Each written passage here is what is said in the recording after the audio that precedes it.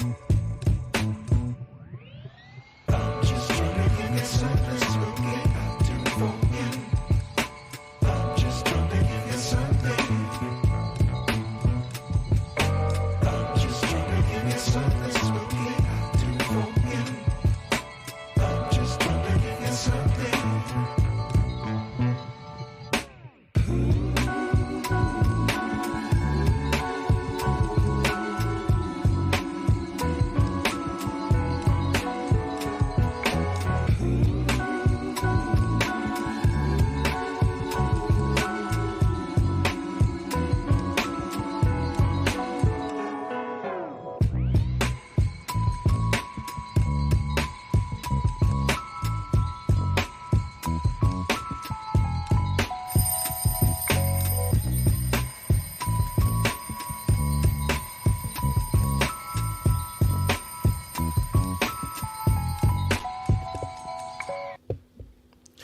Hey guys, and welcome to LITTLEBLACKBOOK91.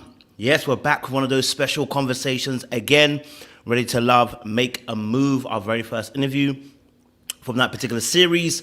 I am sitting down, yes, with Tabari from that show. I know you guys were waiting to hear this story because we've had many discussions about Vern and her relationship with Tabari as well, and there was different conflicting ideas on what actually happened. So we decided to sit down with him, get to know him a little bit better, find out a little bit about him, and then also find out what happened on the show from his perspective. So as always, keep it classy, keep it cute in the chat, and the mods will respect you, but if you don't, they will kick you out, okay? We want to keep it cute in the chat, all right? But yes, Tabari, welcome. How are you doing today, Captain?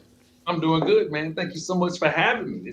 I've never really done a reality show sort of thing, so it's like, what do I do? How do I act? How do I respond to this? So I'm a little, it's a little interesting. Nothing wrong with that at all, Captain. You be yourself, and we will love it, I always say to people, if you're authentic, the audience will love you. It's that simple. All right. Beautiful stuff. All right, before we get into anything deep conversational wise, we have a thing here called human verification, because you just never know. In 2024 now, not in 23, 2024 now, you just never know with the AI and the internet out there. You could be some AI. You could be, a bot. So we've got to make sure and ask some real questions. You know what I mean? So if you're ready, I've got a few questions for you just to kind of open up the floor a little bit. Is that okay? You got it. Whatever you want, man. Let me know. You got Beautiful stuff. Beautiful stuff. First question I've got is this. So Tabari, if you're on a plane and the plane has to make an emergency landing, has to land somewhere in the world, and you get to choose where it lands, where would you want that plane to land and why? I'd want it to land someplace where there is a tropical beach, clear water.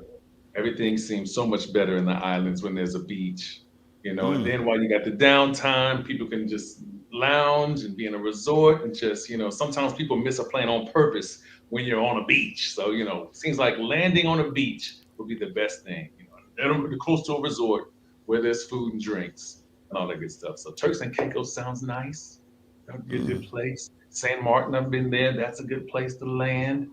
Puerto Rico, Dominican Republic, Punta Cana, I've been there, so that's been nice.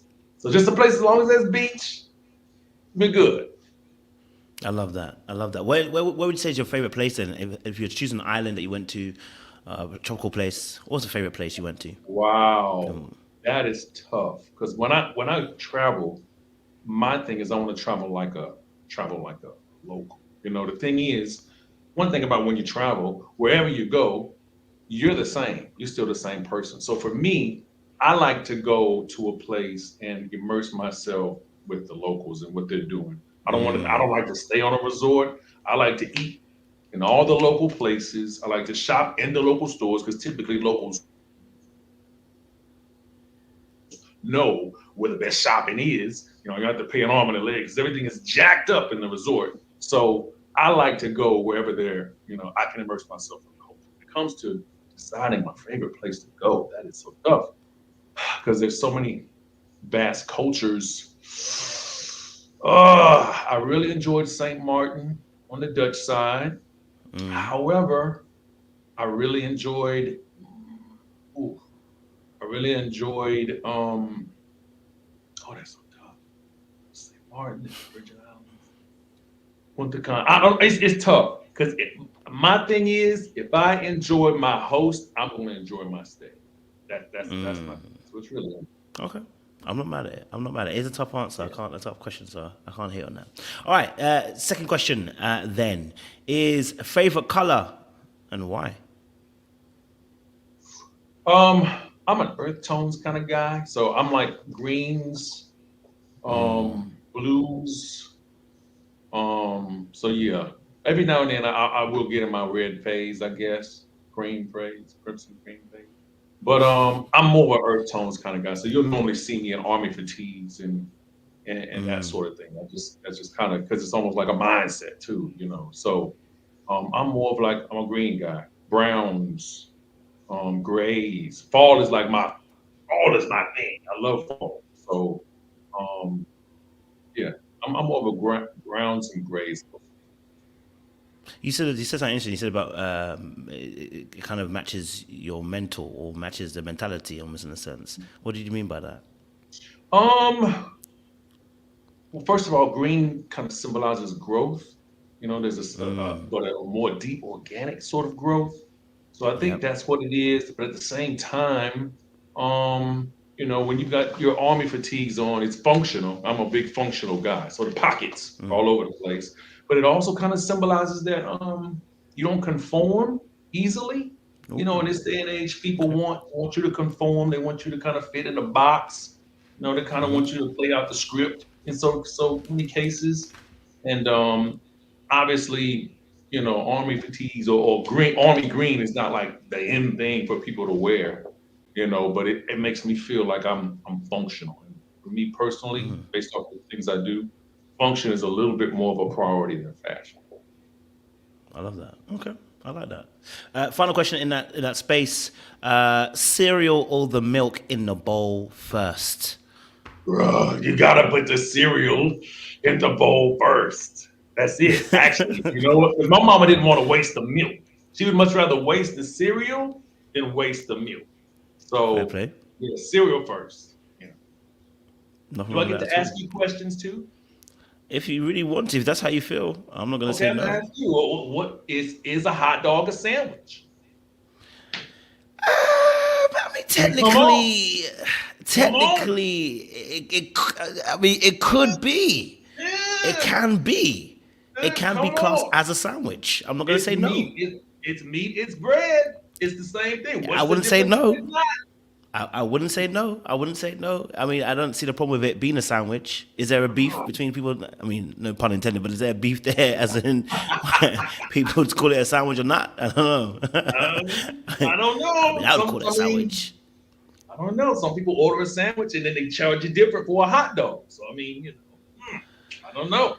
I had the argument the other day with my brother. So You know what? I'm gonna do something that Cat Williams said he don't like people do. I'm gonna steal that question for someone else later on. I'm gonna ask him that question too. So now I'm gonna add that question. So you you appreciate you, you lost a good question there, sir. I appreciate that. All right, so you've passed human verification. You even got to ask me a question. I actually enjoyed that. So we believe you're a human being. All right, we believe you're a human being. So we're gonna jump into some conversation and get an idea to know you a bit better. So my first question to always ask somebody is, Tabari, who is Tabari and what is your story? if I was to say my story, I'm energetic. That's been my thing. Sometimes I master tone it down, but I'm really animated. I use my hands. I'm full speed in a lot of cases. So I'm very energetic and animated. I spend a lot of time in arts, I guess, music.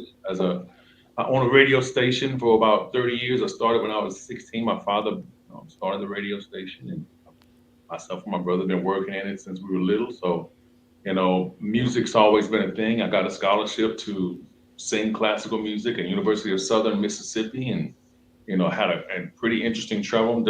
Not trying to be excessively verbose, but You're so an good. artsy person. Um, I'm a very, I think, grassroots person. You know, although we like all the shiny stuff, what's really important to me is more of an authentic and organic experience. You know, something that's not contrived, not set up per se. I mean, granted, some things you have to have security and all that stuff, but I like things that are unplanned and unpredictable. And to me, I feel like that's where you really find out what a person is all about. When things break down, now what? What type of person are you? And to be honest, that's kind of that's kind of how I was raised, based off of my brilliant and incredible business-minded father. You know, he put me and my brother through a lot of contingency situations where he was like, "All right, what you gonna do?" You know, that was kind of how I was raised. And in many cases, I think that's a testament to the successes that we've had as a family. Because it's never a quit, never a surrender sort of thing. It's like, okay, what's next? Okay, what do I do? So um, that's kind of me. I'm a martial artist. I third-degree black belt in Kempo Combat. Shout out to the Combat Academy. Um, Jeez. I'm a devoted father, you know, and my daughter is probably watching. Hey, Kate Bud. So she's in high school, about to get ready to graduate and go off to HBCU. My son plays professional basketball in the country of Georgia. Just finished up, so he's here, looking to continue that. What else? Family is incredibly big to me. One of the reasons why I brought my mother on the show, because we have I come from such a huge family on both sides.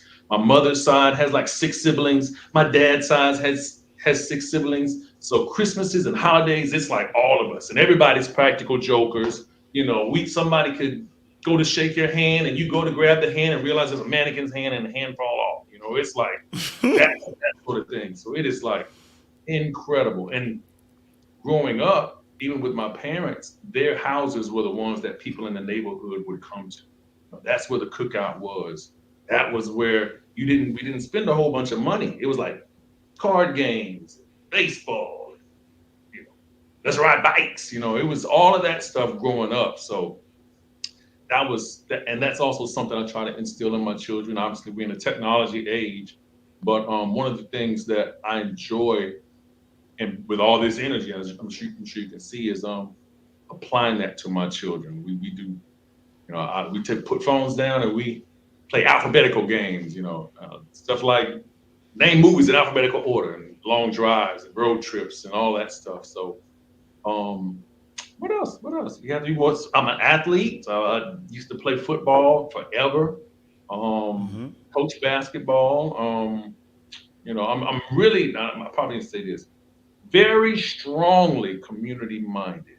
You know, that is like a cornerstone for who I am. If you ever get a chance to look at my radio station, JZ 94.5, you will see that we've been 30 years strong and being very community minded.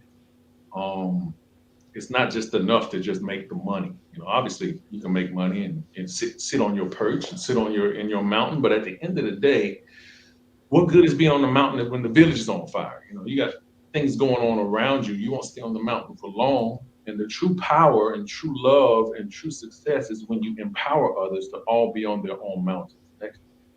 So I think that for me and my family, what's been drilled into us since day one was like, you know, it's good to do well, but what fruit are you bearing? What other things are you growing for?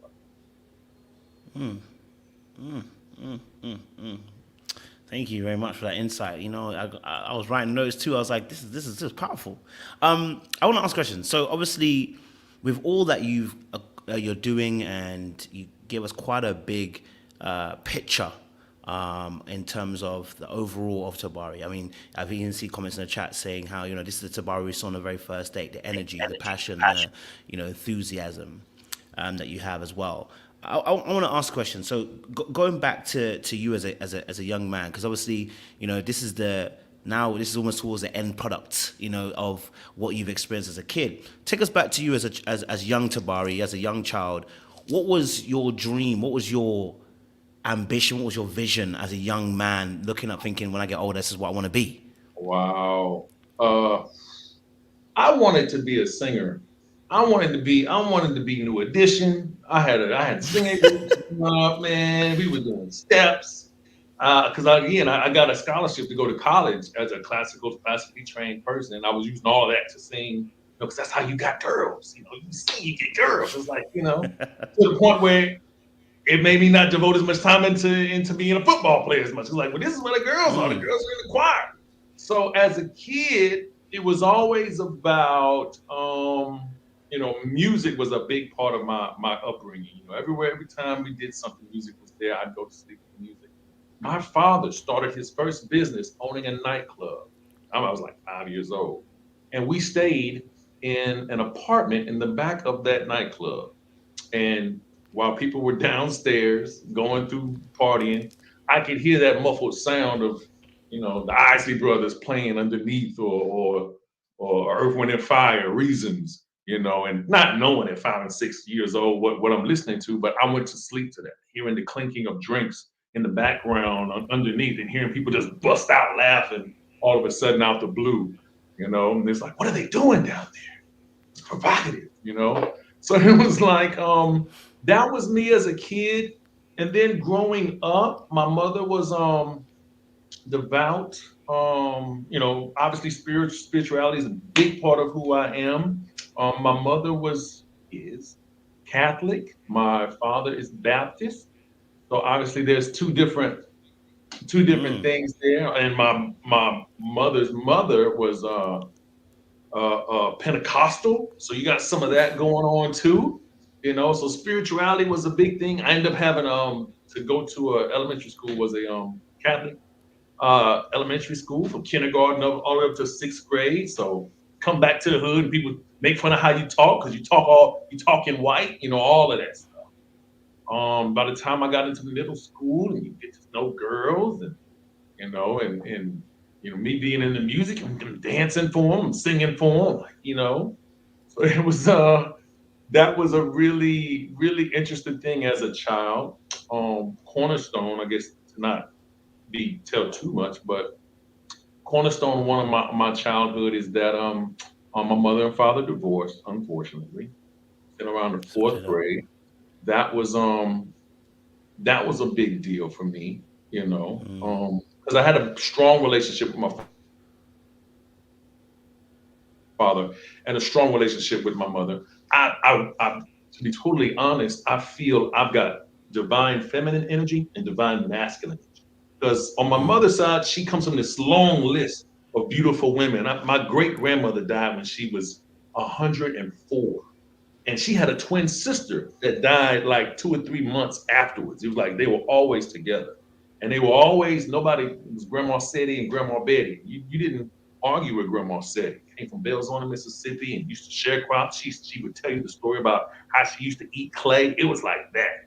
And then on my father's side, he came from a long line. My grandfather, Sandy Daniels, was a cement finisher. So it was like hard work and contract work. It was like that's how my dad came up. That's how he started that nightclub. He had to build the house himself on his days off. And, he turned it into a business, which led into me and my brother having to go and cut grass and lay pipe and set up sheetrock and put shingles up on a roof, in my middle school time or elementary time. So work has always been a part of the family, but it's always been part of the fellowship of our family. And that's how we've nurtured our relationships. And I think it's helped me in business because I've been able to make relationships through the work as well. Sometimes we get so focused on the work that we're not understanding that there's a connection. I'm sorry, I'm not trying to be so wordy. Just No, no, no, no. We open up enjoy that here. floodgates now. No, we enjoy it here. Trust me, we enjoy that. You said obviously that I appreciate you sharing that as well. That your mom and dad obviously divorced when you were young, and divine feminine, divine masculine on each side. I want to know for you then how did it impact you then, kind of growing up having parents separate? Because like I said, you love both of them, you care for them both very deeply. They're Yes. very much involved in your life as well. So how did that affect you growing up then, having your parents split in that particular way? Well, just being full transparency, it left a large a large scar for me when I looked at marriage, you know. And to be really quite frank, you know, it made me really resent court systems to the point where, you know, your child has to come in and have a talk with a judge and, you know, those sorts of things. Like even to this day, I really, when I'm going to get my tag renewed or I'm going to get some permit signed downtown, it's like you gotta walk, it's still an issue. Well, not an issue, but it's still something that lingers for me, like, oh, you know. But because court kind of symbolizes the disconnect, you know, the dissonance between two parties, you know. And as a child, you wonder, man, surely there's something that could have been said or could have been done or could have been, you know, what is there anything I could have did? They seemed so happy before I got here, you know. So that sort of weighed on me. And both my parents obviously came from marriage households, you know. So I don't necessarily think they were totally knowing how that would affect a young kid growing up into the next stage of his life. I don't think it's warped my understanding. It just at the time, for a long time, I never really wanted to get married because of that, because it felt traumatic, and I didn't, especially having kids. It was like I didn't want to put my children through a situation where it's going to be, you know, courts and seeing dad and mom argue, and you know, that's just not, to me, that's not becoming of. And obviously, it happens. I'm not judging anybody. It happens, and people have to do what they have to do. I'm just saying, as far as my experience as a kid growing up, it was a little more than I expected when you see two people you so desperately love and you desperately love seeing together. You know, I don't think we as a society do enough to showcase the importance of waking up and seeing your father, seeing your mother, having that time together. The small things, just sitting on the couch watching television or doing chores around the house, you know. From one point to the next, a child will never see his mother and father together again. They will never see his mother and father in the same picture again, even though at one point they loved each other, even though at one point they were inseparable, you know. So as a child, that was something that just weighed on me. Appreciate you sharing that, man. And I totally understand that, you know, that's such an impactful situation as well. Having to witness separation and lose the intact, you know, idea of the formation of family. And I love the fact that you touched on the unfortunate aspect of where it does scar someone about maybe relationships or marriage in that sense. Did that impact how you went into relationships when you were younger then as well, and when maybe even currently now? Does Most that, and how did it impact you going into those kind of most relationships? definitely. Most definitely. Because you know, I mean, I've always been very blessed to date women and be long term. It really kept me out of a lot of trouble. And but closing the deal of, okay, let's make this official, you know, let's take it to the next step. That was something that I wasn't brave enough to do, you know. Again, I've had some incredible women I've dated in my past, incredible, you know. But being able to go into a marriage, or I was thinking that that could be a wedding, and then having the idea that we could get divorced. For me personally, whoever I decide to marry, when I decide to get married, divorce is not an option. I don't care if we have to. If we don't get along, it's just okay. You don't like me in the same room, fine. I don't like you in the same room. I'm gonna buy the house next to us, and this is how we're gonna do it. Okay, you're gonna have your space. I'm gonna have your space. There's some things you might not want to talk to me about. I might not want to talk to you about. But at the end of the day, we're gonna have an understanding, because you know there's children here, and they need to see us at least work together. We might not be all over each other and friends, but they need to see a level of respect. They need to see a level of camaraderie and cooperation and partnership. I think that's one of the things that we're losing in relationships is that kids don't think things can be fixed or there can be an understanding after there's an incident. We have so many people who just fall out. It's like, well, no, just because we have a difference of opinion, you, I'm me, but at the end of the day, our core values are the same. Core values are that I love my children, you love my children. I know that you would do anything for them. You know that I would do anything for them. How can we continue to build them forward? And in the process, I know that by hurting you is going to hurt them. You know that by hurting me is going to hurt them. So let's not work against each other. We just agree that certain things won't transpire or we have our own set of boundaries, but those will never impede our children. I think that's important. That was always important. I love that. I guess obviously then I'll move it slightly away from there and say then obviously then the transformation of then the relationship that you have with your parents because now they've split. What was the relationship like then, especially because I think young boys and fathers are key things. So, and obviously now you're a father too. So what for you then, if anything, changed in the relationship between you and your father and in the interactions and how you maybe felt about your relationship going forward from there? Ooh, you're getting the meat of my life right now. Don't tell anybody this stuff. You know what?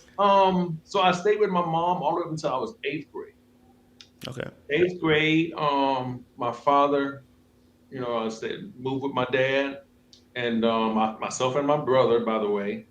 And my mom remarried and moved to and lived full time in New Orleans. And then later moved to Houston.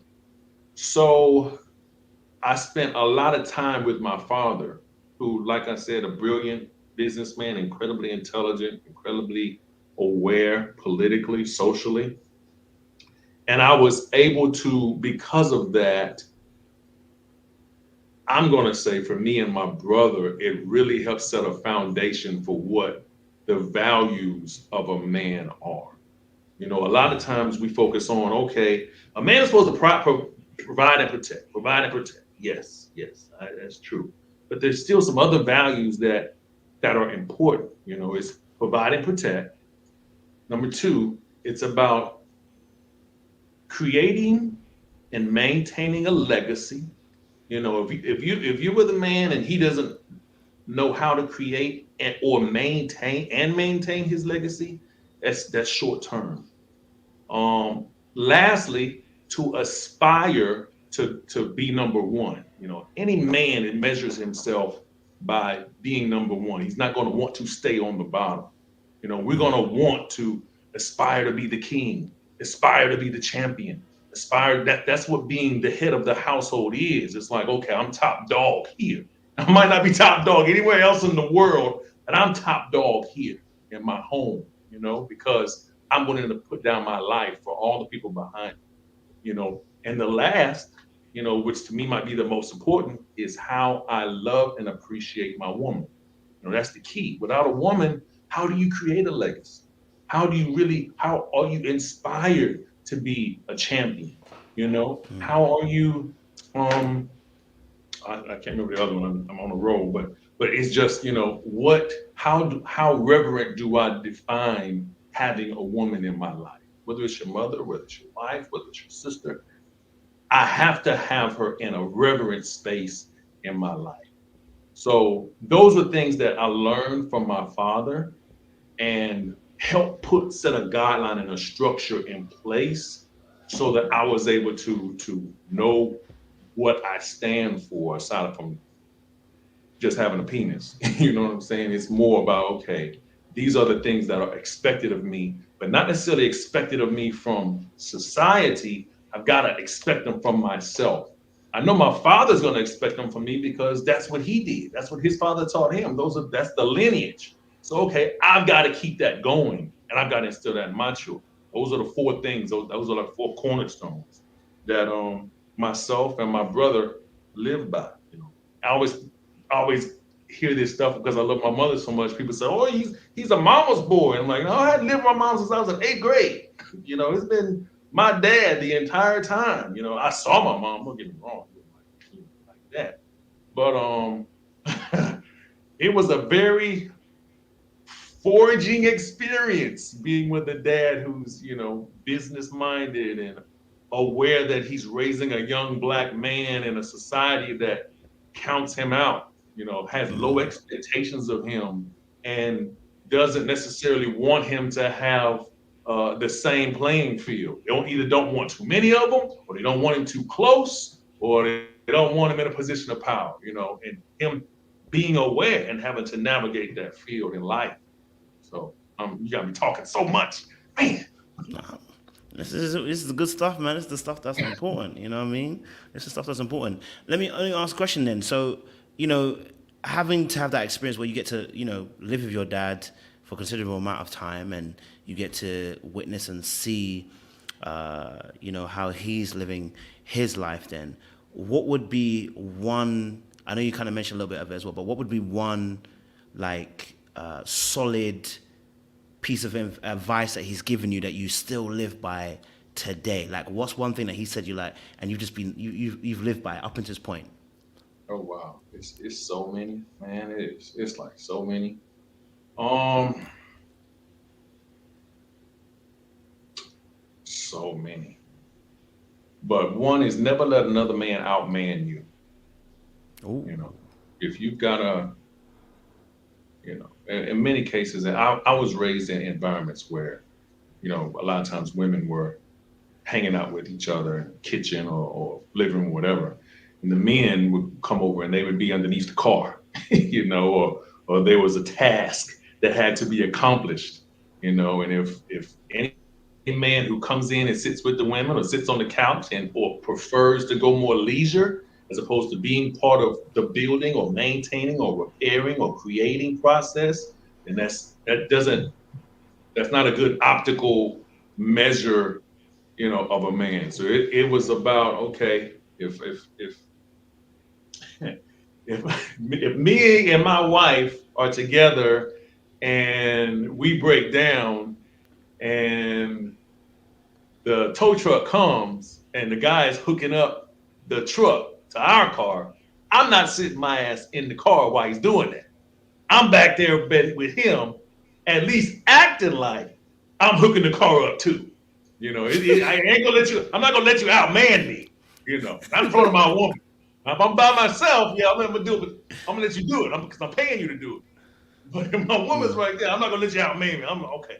Yeah, baby, I'm gonna go out there and I need to help him hook up this truck. You know, I might have to do anything, but at the very least, optics matter in that regard. Yeah.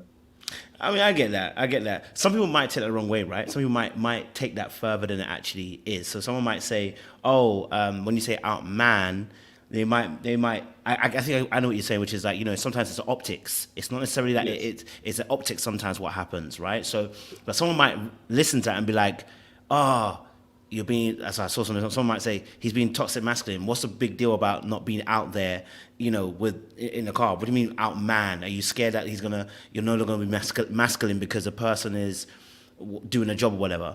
Just to clarify that for the people, just to make that a bit more Yes. clearer, so that people don't misinterpret that to another way. I, and I appreciate you asking that. Thank you so much. I mean that there is an expectation of men to do the heavy lifting. You know, it's just an expectation that, okay, if you come in, my beautiful woman, and you are carrying groceries, I'm going to help you with them. If we are both in the car and it's time to pump the gas, you will never have to get out and pump the gas. And I'm not going to just let somebody else pump your gas. There's a certain responsibility. Otherwise, why even have a man? I'm supposed to enhance your life, you know. So I feel that, I'm not necessarily saying gender roles, but I think there's certain levels of expectation. There's certain things that as a man, if there's a threat, it's expected that I respond to it. It's expected that, okay, I'm going to handle this and you won't have to worry about it. Not that you can't handle it, not that women can't handle stuff, but it's about the comfort and convenience of knowing you don't have to because I'm here. That's the most important. You don't have to. It's so great to not have to do this because someone embraces the fact that, okay, I'm going to do it, because I don't want you, your comfort and convenience is my priority. That's what I mean.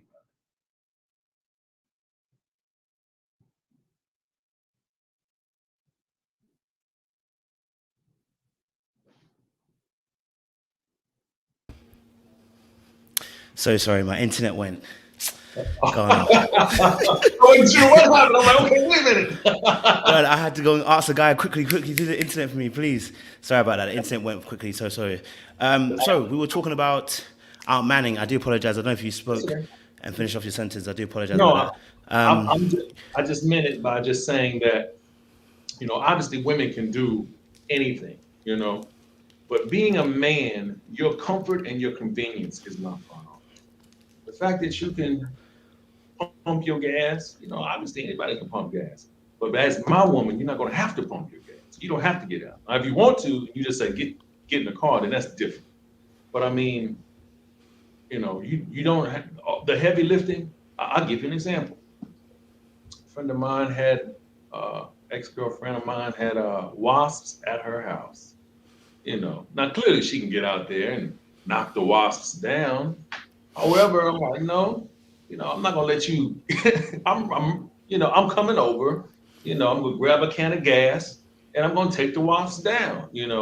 And that's it. There's a lot of things that a woman shouldn't have to do if you can.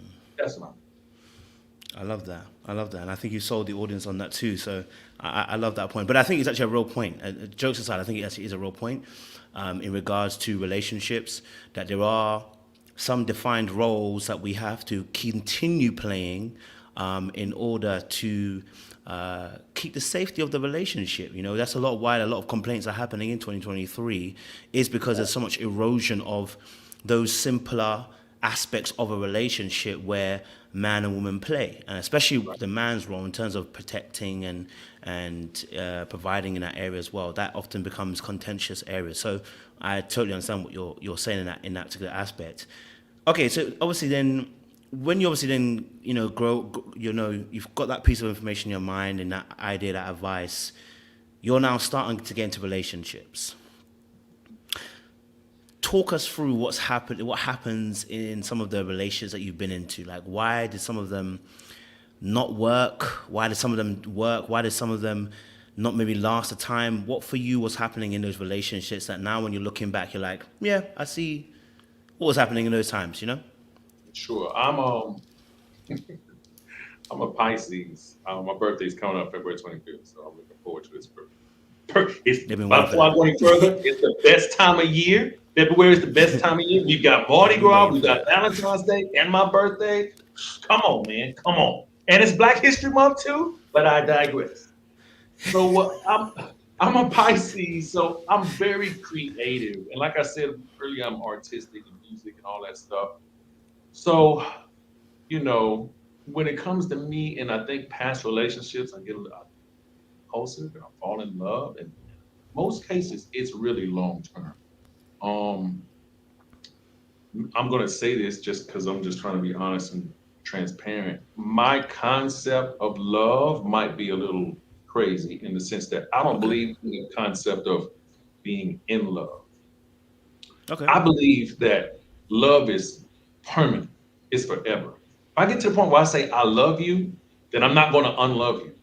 I may carry it out differently because now there's boundaries, or the logistics may not work, or the mechanics, or whatever, life gets in the way, or feelings, or whatever. But it doesn't mean I don't love you, and it doesn't mean I will never care for you.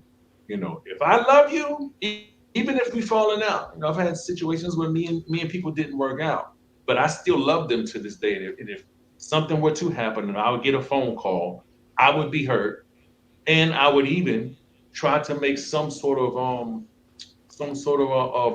you know act of kindness or whatever, because I don't, I so love is permanent for me.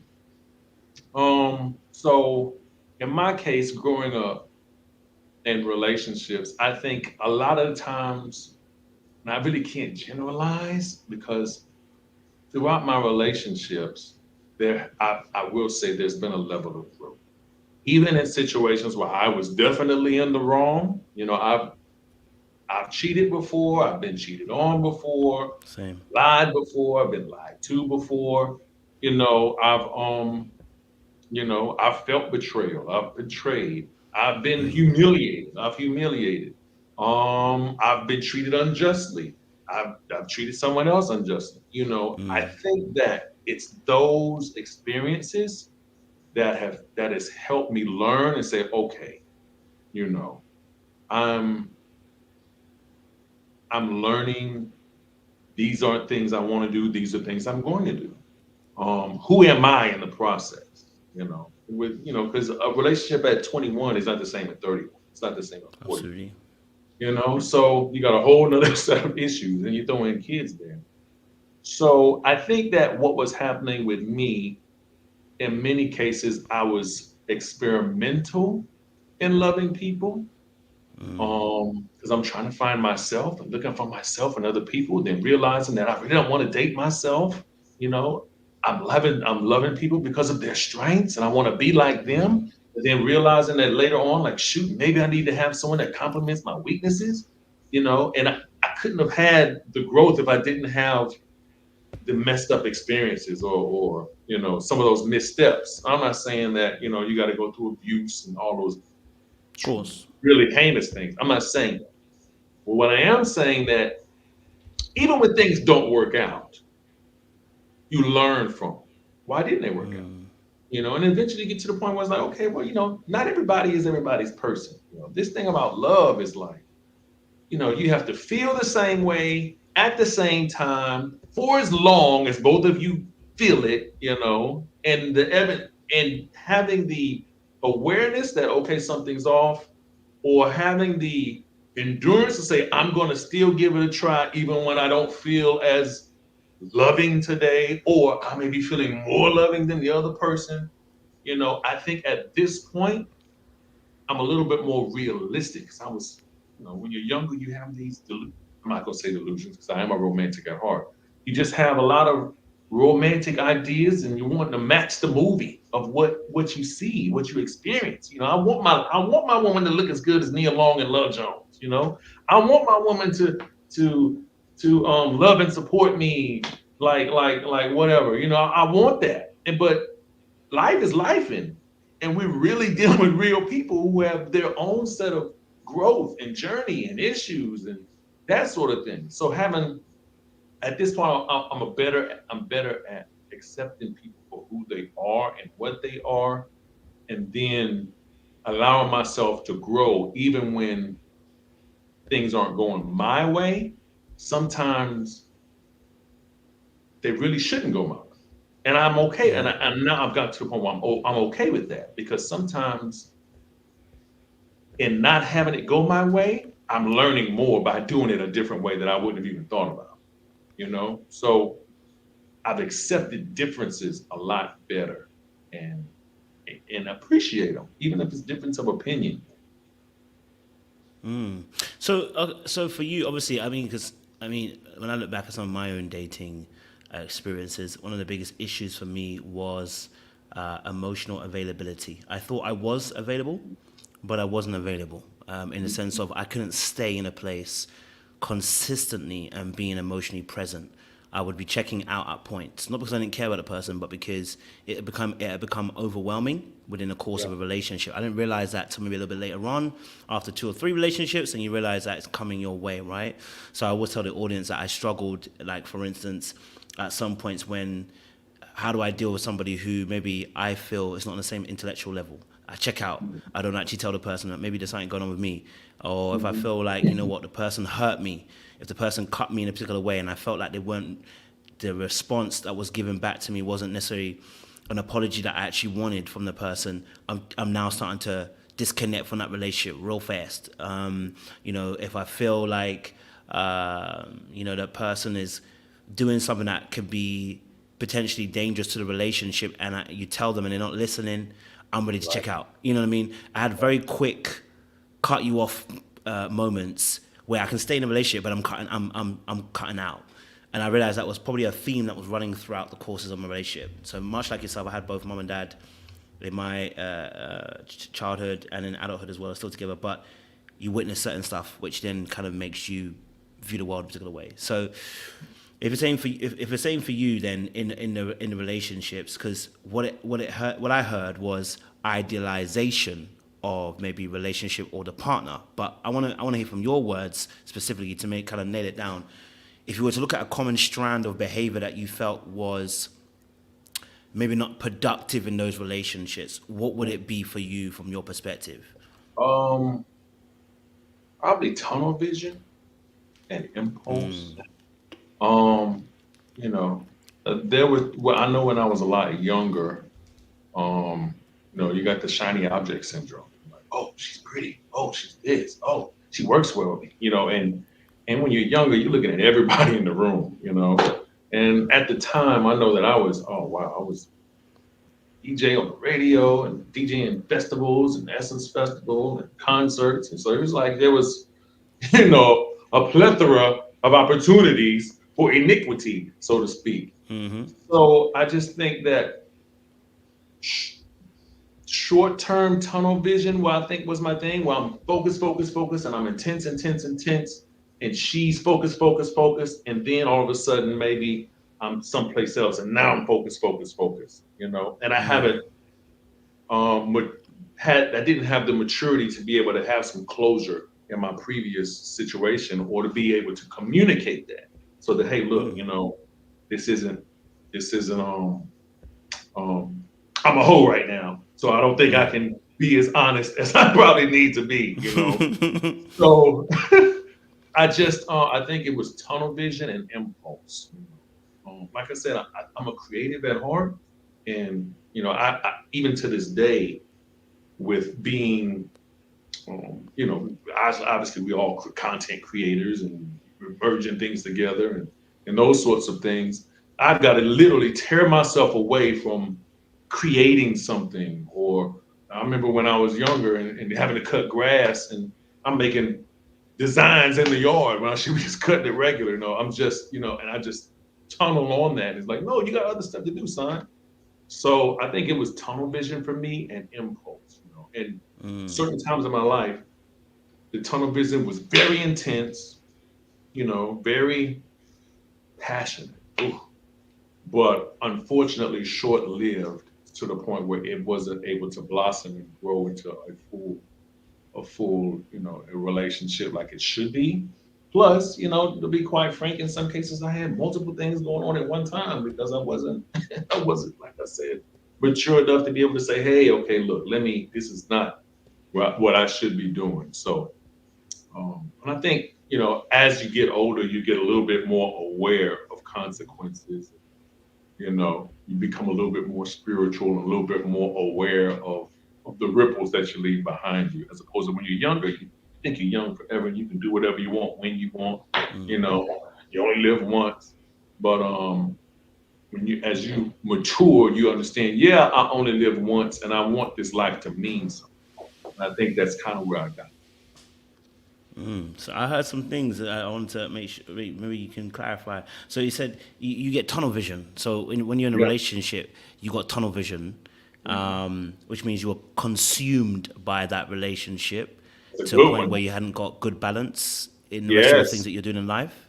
Yeah. Okay, which then led to then obviously things being very highly passionate, but then not lasting very long, because it's such a burst of energy in that immediate point in time in the relationship. Okay, which I got. And then you also highlighted the fact that, at a point in time, you wasn't as mature in terms of understanding the effects of, how should I say, player. Okay. Yeah, you're right. You know what I You mean? did that very eloquently, yes. So I put down here, because, I've also got a little bit of a history too in that aspect. So the player part plus the quick falling in love aspect as well is quite intriguing. And that we asked at the very beginning about the effects of seeing the parents split. Do you feel like, looking back now, that also played a part now in those relationships in terms of, because when someone says player without really saying anything, I normally think of commitment issues. I've got my own, so you know what I'm saying? And when I think of somebody falling in love really, really quickly and then it being all consumed, it usually speaks to the fact that the person wants to be loved so much that they become consumed by that particular person because that's what they want, but they're unable to find balance in their life in that regard because, like I said, when you're wounded, you're just trying to feed the wound. Do you know what I'm saying? So long as you can get that in that immediate moment. Do you feel like then looking back and seeing maybe potentially the relationship between your parents kind of splitting, that's really impacted those relationships then that didn't necessarily work out in that way? I wouldn't say that. 'Cause I think me being a player, it was for different reasons at different times. Um, I remember not feeling very attractive, Oh, and I hear that. periodically women would find me attractive, and I felt that was very. Um, it was. I just felt like, wow, you do, and you got to feed the bear. You think I'm attractive? Let me keep that Trust going me, as long as bro. I possibly can. Yep. Trust me. Um, so it 100%. was it was that. And at one point it was just, I just really love women, I hear you, bro. and it's just, I just did not have the restraint to be able to say, okay, look, this is not something I need to do because obviously it's going to take a lot more time, energy, and effort to nurture something right. Now, to be quite honest, a lot of times women didn't want all that. They wanted, just what they wanted, and that's fine too. But at the end of the day, if we're all thinking long term, we just have to make better decisions that don't negatively affect your long term. You know? So I don't necessarily think it was the divorce that put me into a player mentality. I think my parents splitting up made me more hold people closer and made me have almost an issue with people leaving my life. I didn't I want hear people this. to This is real. leave my life.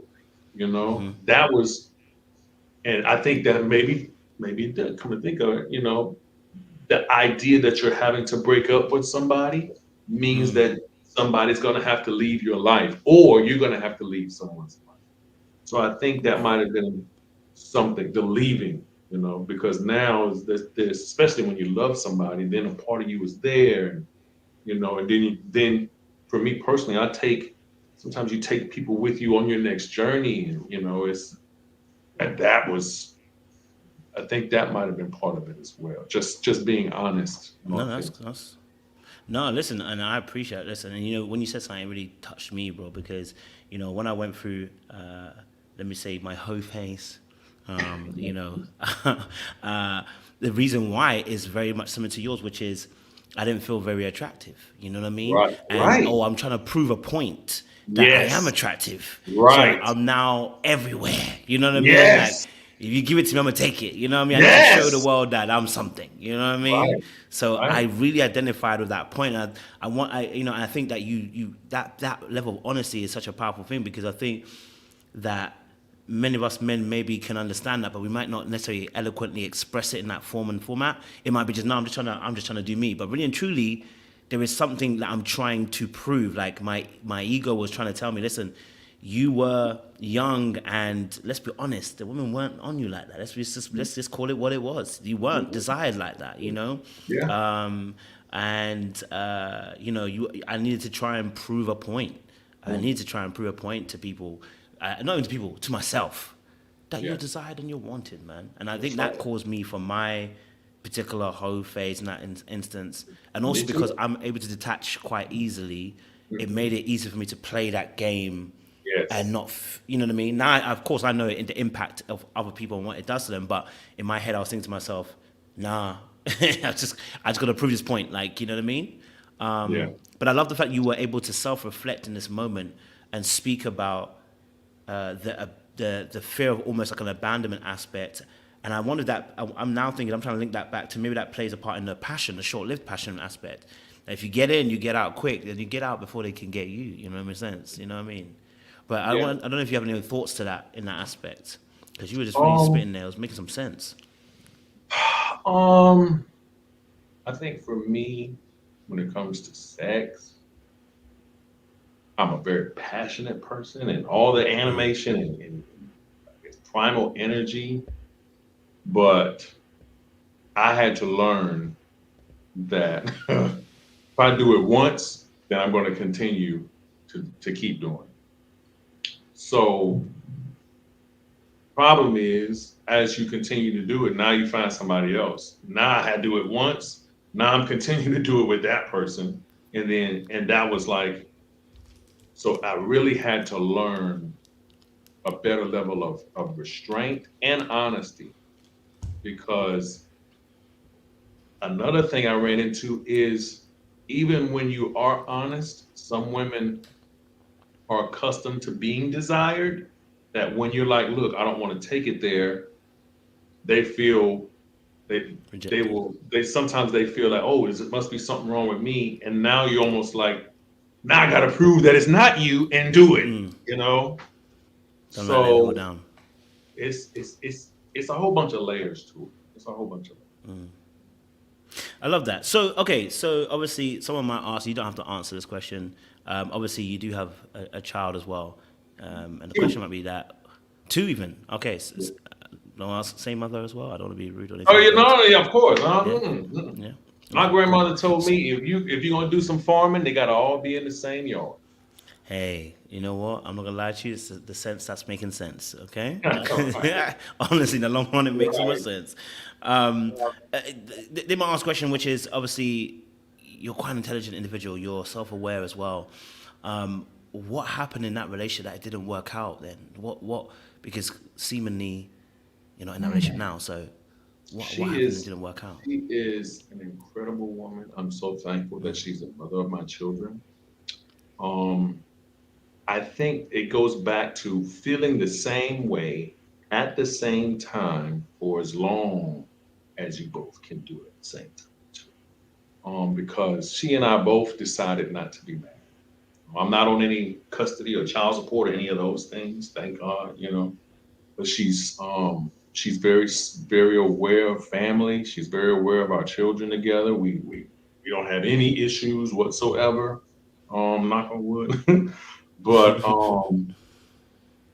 the relationships that she has with my family, the relationships I have with her family are, you know, seamless. You know, so um, it's not.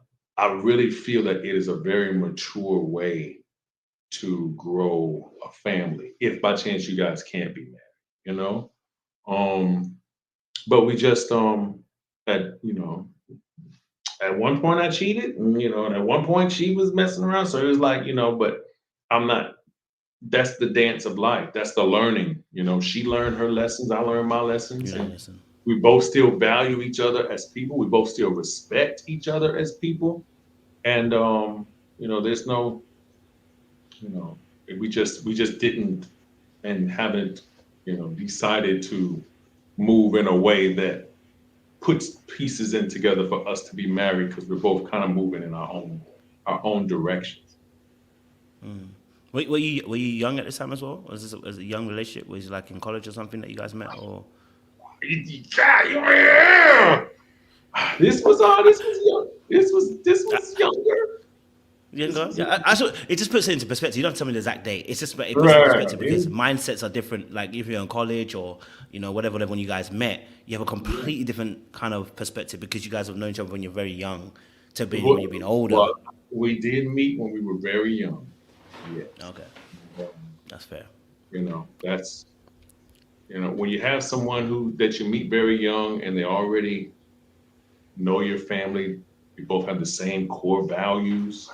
You know, it's not a whole lot that you have to adjust or get to know. You know, at that point, you can work on the next step. It's not about establishing a foundation. It was more about, okay, you got the same foundation, I had the same foundation, man. your family already loves me. My family already loves you. You know, let's spend more time together. We're seeing each other, you know, and those sorts of things. And it was really a natural and organic, you know, growing and loving of two people. I love that. Well, I won't ask you to divulge anymore. Like I said, I know I want to protect the fact that you know. That's my social security number, man. I think we got some good information in terms of just get an understanding of where you're coming from into why you went into retail. So I'll reset the room. Those of you who are just joining us, we've reached our halfway point, and we just had a great opening conversation with Tabari. If you don't know who he is, he's from Ready to Love, Make a Move, and was one of the love interests for Vern on the show. And if you're joining us, please keep it cute, keep it classy in the chat as you have been the whole entire time. We have 1,050 people watching this interview at the moment, which means you guys are enjoying the content, but also you want to hear from Tabari. And I know they've been waiting to get to this point where we discuss the show. They want to know all about what happened. So we're gonna jump into Ready to Love now and talk about what actually happened for you on the show. So my first question to open up that, I guess, that conversational piece is, Tabari, why did you even want to go on this show? Because, you know, I don't think you're a guy that's struggling anymore. You know, a good-looking guy now, you know what I mean? You got some money in your pocket, you know what I mean? You're a sensible individual, you know what I'm saying? You know, you got a good mind, a good brain on you. Why did you decide to want to go on to something called Ready to Love? What was the... You know what, man? It was... process there? I really didn't think I was going to get on it, to be honest. I had some friends of mine. There was a bunch of us who got together like, Ready to Love is coming. Let's get on. No, yeah. Okay, let's do it. You know, and it was about 5 or 6 of us who decided to pitch and see if we could do it. Like I said, I wasn't expecting to get on the show. You know, but it was like, wow. And once I got on the show, I was like, okay, I'm here. And at this point in my life, I'm very spiritual. You know, a lot more spiritually aware, and I pray before I do anything, including this interview. So it was like, you know what? I feel like God doesn't give you something that unless he wants you to pursue it, you know, and pursue it in such a way that, you know, is a positive and honorable way. So I'm like, all right, why not? Let me do this. My mantra, I guess, for the past, ever since COVID was like, you know, take new leaps.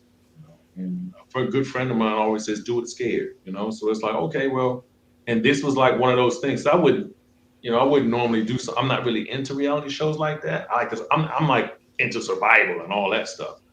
But I was like, okay, why not?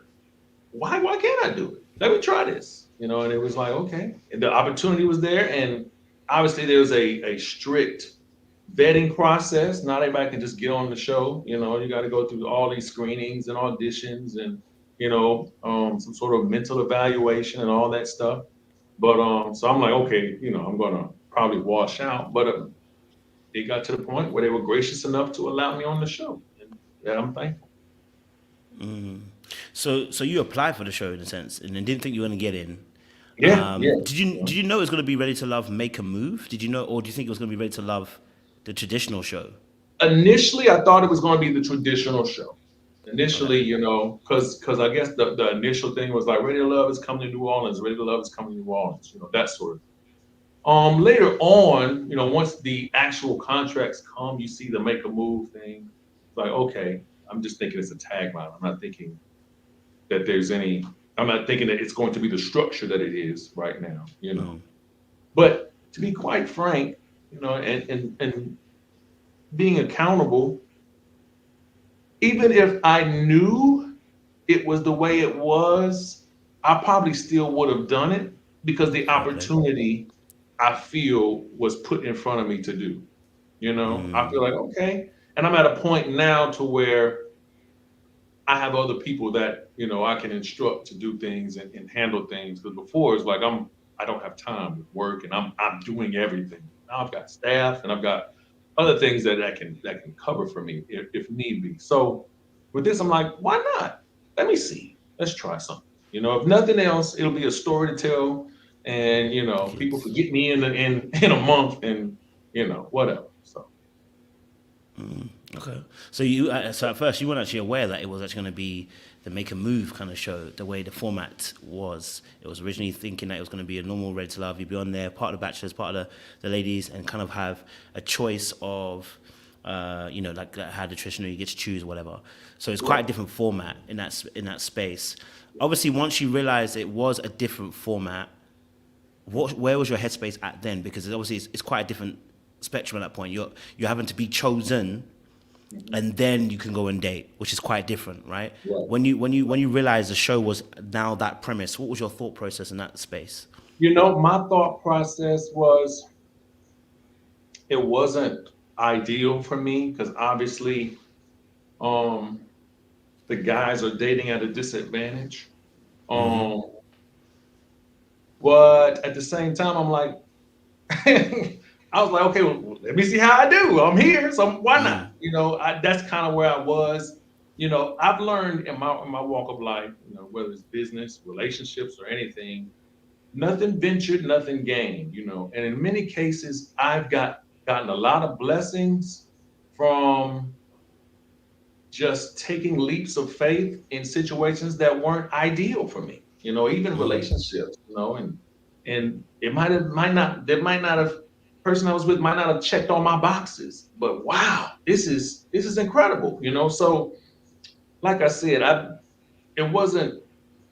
I would have. I guess I probably would have preferred it to be the way I expected it, but because it wasn't the way I expected it, doesn't mean I think about it any less. I still Yes. appreciate the experience. I've learned so much from being on it. So it's been interesting.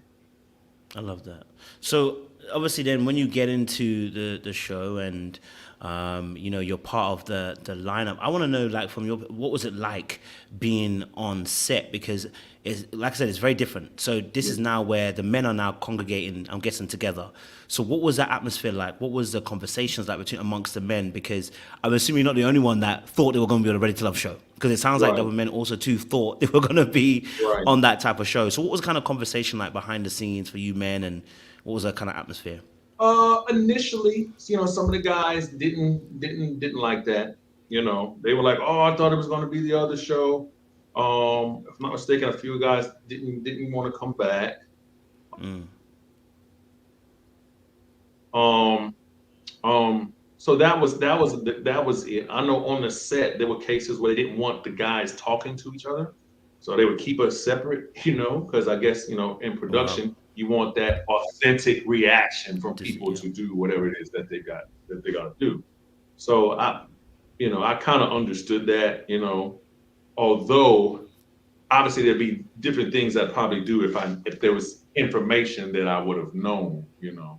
But I think part of the disadvantage for the guys is that, at least speaking for myself, I didn't know that Vern was going on a couple of dates earlier and then come to me. And then all of a sudden it's like, okay, I've got to, for me, it was like, okay, well, what's this energy like? What's going on? Like, okay, I got to work through it some kind of way.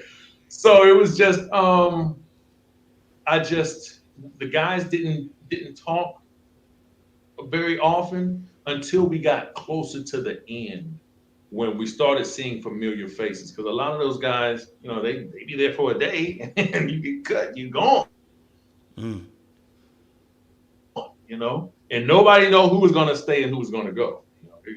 It could have been me, it could have been, Donald, it could have been Maurice, it could have been whoever. So nobody knew who was going to get cut. As we continued to go through the process, it was, you felt better about it, but because you still didn't have knowledge of where things were going and what things they had set up, until right before they were about to do it, then it's like, oh, okay. So you're a cat on a hot tin roof for the most part. So the guys weren't actually aware in the beginning that this was going to be different. They didn't also realize that there were other people that were dating those people too. So you weren't aware until a bit later on that Vern was dating other people before yourself. So when you're coming into the situation, you're thinking, all I knew was that she was going on dates. By the time I took my first blind date, it was like, okay, I'm not really thinking about her dating other people at that time. Um, and when I said that, I was speaking for once I had been on the show, but she was still going on dates. So it's like, okay, I'm your keeper, but you're still going on dates, and there's still some interactions going on with other guys. So okay, let me understand that. But initially, they tell you that, oh, you can date anybody you want, because on my second day, now let me say this too, because it's important that people know this. Mm. My process only lasted 2 weeks. So what you saw with me is about maybe 2.5 weeks of dating, courting, and those sorts of things. It wasn't like months of this. I got there 2 weeks, and it wasn't like I didn't get kept until like after I had been in the process for about 3 or 4 times, and then okay, now you're kept. So it wasn't like, I didn't have a phone number to call. I didn't, it was like, okay. And then they call you, hey, can you be here tomorrow at 3? And it's like, oh shoot. So that was kind of the thing. And again, I'm not saying it to vilify anybody. To me, I just looked at it, okay, this is my mission if I choose to accept it, and it was like, okay, well, let me see if I can do this. This is the task in front of me. Let me see how I can work this, how I can continue to do it. It was the challenge. But I don't mean to ramble, but I just think the guys, for the most part, weren't allowed to talk or didn't talk until we got later on in the show. Then periodically, if we pull up, we'd say a few things to each other and have some conversations, or But again, many of us didn't necessarily know. We only knew what was going on with our girls, so we didn't know in many cases that they had other dates. We just knew that, oh, you're back. Okay, good. So far, so good. Hey, she kept you. High five. Good. It was that sort of thing. I get it. So you weren't aware of the premise of what was going on because, like I said, because not enough information has been showed in that particular aspect. Okay, I get it. And so you said your whole process of you actually dating Vern pretty much is like 2 weeks long. Yeah. I was 2 weeks, maybe 2.5 weeks to stretch. Wow. It was also during the time where we had holidays going on. Okay, so I'm going to put you in a tough position. I'm going to ask a question. I'm going to put you in a tough position. You can choose to plead the fifth. Okay. You yourself and other men had to line up at one point. Yeah, that we saw them had to line up, and the ladies were right in front of you. Mm-hmm. Now, there's 4 of them. Yes. Of course, you didn't know who's going to pick you. We don't know who's going to choose you. So let's go back to that point again. You're standing in that line. You're looking good, looking sharp, looking ready. Right. You're looking at the lineup. Mm-hmm. Okay? You're looking at the ladies. That's right, exactly. Now, who are you saying that to? Who's the first person that caught your eyes? Like, you saw them and they caught your eye. This is just a real question. Who you saw, you said, ooh, that could be a bit of me. Because remember, you didn't know it was a show time. Yeah.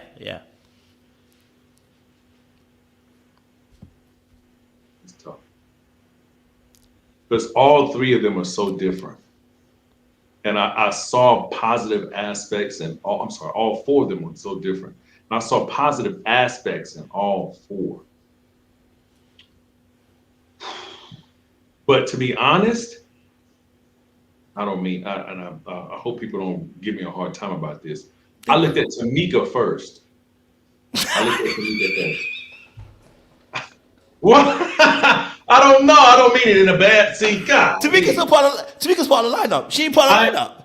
I know she was up there with the girls. She was up there with the girls. I get you. And I didn't necessarily know her. I don't know her personally. But I'm like, I get you. So you didn't know she's part of the show. No, I get what you're saying. You didn't know she's not part of the show. No, I didn't.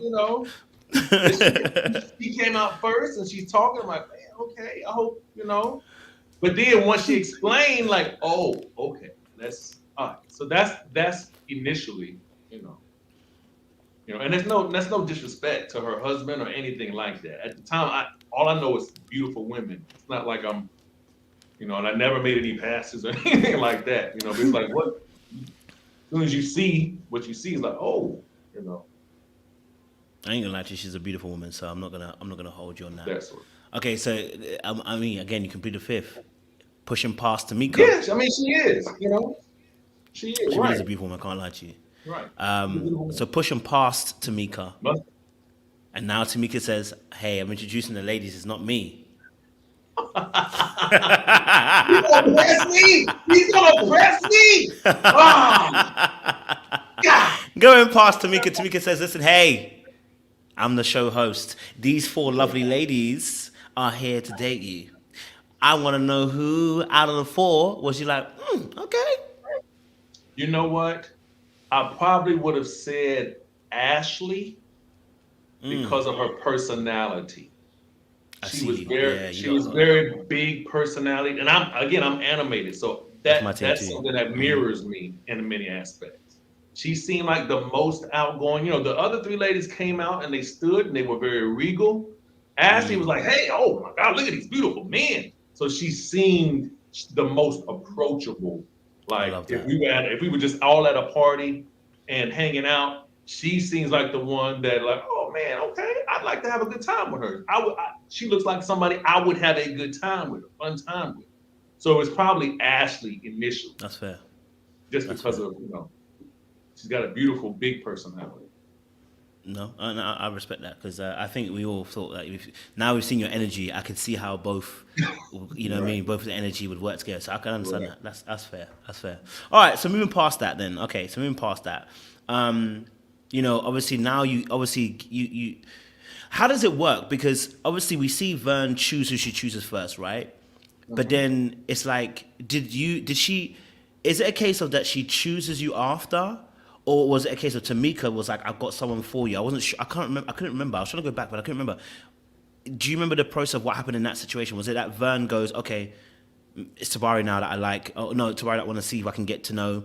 Or was it a Tamika situation in that respect? Well, let me say this.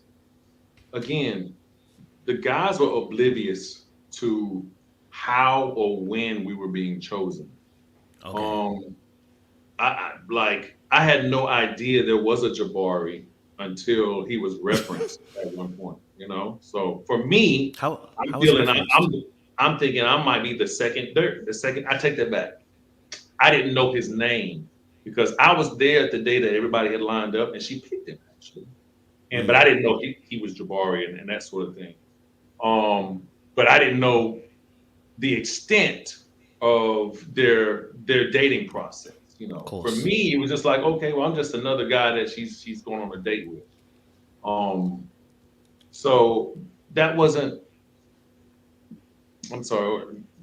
What's the question again? I'm gonna make sure. Was it that in a situation that Vern come and get you and says, I like to get to know you more, or was it a case of was it Tamika or was it the show production? Like what? It was more of a matchmaker thing. Okay, matchmaker, yeah, okay. It was more of a because it was a blind date with me and Vern met. She didn't know it was going. I don't think she knew it was me, and I didn't know. Obviously, I didn't know it was her. So that was our first meeting, and I was like, okay, all right. I mean, she's beautiful, just like all the other beautiful ladies. So it's like, okay, it was win-win. For me. Love that. All right. So when you first meet Vern, then let's talk about that first meet up. It's a blind date. Yeah. I want to know your honest opinion. What was the vibe that you were getting from Vern? Because me, I'm a person that, if someone doesn't give me a vibe from the very beginning, I can kind of tell they're not really on me, yeah? Especially when you've been an ugly duckling for a little while, you kind of know when people like you, when they don't like you. So I want to know from your jump from the very beginning, all honesty, what was the vibe that you were catching in that first date that you guys go on? So my first date, first of all, I didn't know I was going on a date until like the day before. That evening or something. So it was like, oh shoot, I got a date tomorrow. I got to be in New Orleans. I work in New Orleans and in Mississippi, and during that time of year, I'm driving back and forth because my daughter goes to school in Mississippi. So I'm driving back and forth. That's about an hour difference. So when I got the call, it's like, oh shoot, I'm just thinking, okay, let me get everything situated, get work all set up so I can hit the road and head to New Orleans and get there. So when I get there and I meet her, for me personally, my vibe is like, this is a great day. I'm gonna sit with a beautiful woman, I'm away from work, and so I'm just excited to be there. I mean, how could you not be excited to be sitting with a beautiful woman? You're making perfume. When it comes to her, obviously she was going to be, like, okay, who are you, sort of thing. So I expected that because and my whole thing was, I wanted her to feel that I was not a threat to her. I wasn't going to be disrespectful or make any crazy advances or anything like that, but I do want to have fun and I do want to enjoy the experience. So, I'm not the type of person to just sit here and do an interview, so what are you doing for your living? And where do you see yourself in 5 years? I've done that to death in the dating world. It's like, I'm not trying to be mechanical like that, so it's like, okay, let me know you. Let me get to know you, let me see what you like and those sorts of things. And she was very nice, very friendly. We laughed a lot, had a good time. There's so much that gets edited out of the final process because I think we took about at least an hour and a half in there. But it was just more about just getting to know, having a good conversation, and those sorts of things.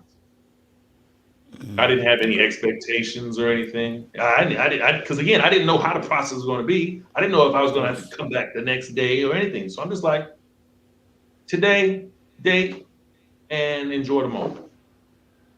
Describe to me the chemistry. Wow. So the chemistry between Vern, that is an interesting question. So what you see on camera is, and this was the thing that I wrestled with. Who am I dating? Am I dating the girl, or am I dating the brand, or am I dating, because again, I've never done this before. I'm on TV. It's like, what is this? And for me, I'm dating you like I would date a regular, date like I would date in real life. I'm gonna laugh. I'm gonna make some jokes. We're gonna, have a great experience. But obviously, this is dating in a bubble in the sense that you got cameras, you got producers, and things are happening, and there's some things that she may not want to go into on camera. There's some things that she may not want to talk about, And I don't necessarily know what to talk about, what not to talk about, because there's some things that they may want to use later on that as I went through the process, I'm learning. And there's other things conversations they may want to use or reference later on, So for me, I was just dating. I was just very authentic and very just like, okay, we're having a good time and making perfume. Was there a natural affinity then? Was there a natural affinity between yourself and Vern when you first started dating? Was there that natural affinity? When I first saw her, I thought she was very beautiful. Obviously, she has a beautiful shape. I'm a guy who loves a woman with a shape. Come on now.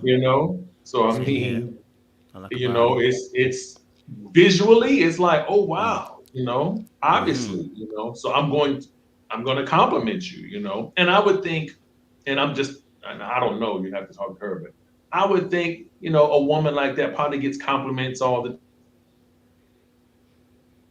time, and it's probably not being very original giving her a compliment, so, but, probably if I knew a little better, I could have been way more poetic, but, I thought she was very beautiful.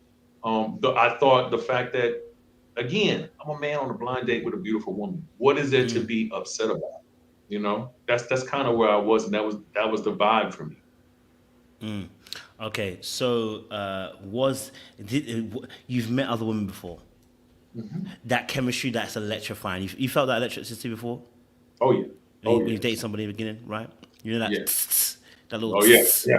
Woo! I want to know, was the working with Vern? Was it the same way? Did you get the No, not initially. It couldn't be like that because again, it's hard for it to be when you got cameras here, and everybody's evaluating what you say and what you don't say. It's when you have a level of intimacy where it's just you and that person, and the only people hearing what you say are you two. There's a certain you can lock in and be a little bit more focused and a little bit more. I You get you can really saying. get to the root cause of things. I get you But saying. it's tough to when me when I know I'm being evaluated by her because anything I can say can probably get me cut Get your kids off. Yeah. or the camera being a roving and they're saying okay wait Tabari start over we're going to go from this angle and those sorts of things it's like there's a when you're dating there's a certain rhythm that you both kind of align yourself with. It's almost like a dance. There's as she expands I contract and when I contract she expands. It's It's like all balance. of that there. So it's that. But when you're dating with cameras and show you don't really have that because it's being the environment is being watched, it's being created. So let me ask a question on that. Is that do you feel like with the cameras playing a role that take Vern out of the equation, that it made you maybe a little bit conscious in the way that you were going to show up in the interaction with Vern? Oh, no question. I think for a lot of the guys, including myself, nobody want to look stupid on camera.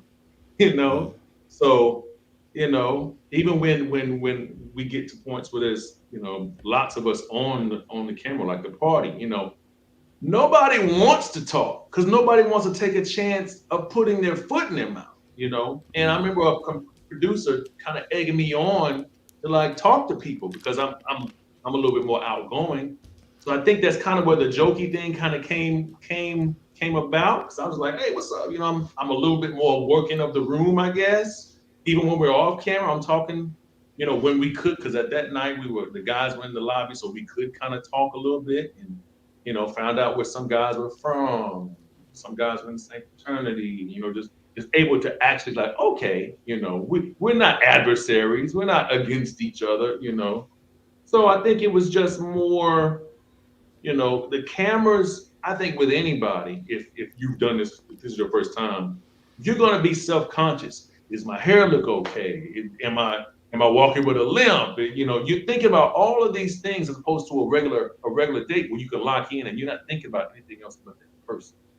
So when you're conscious of everything else, it's tough.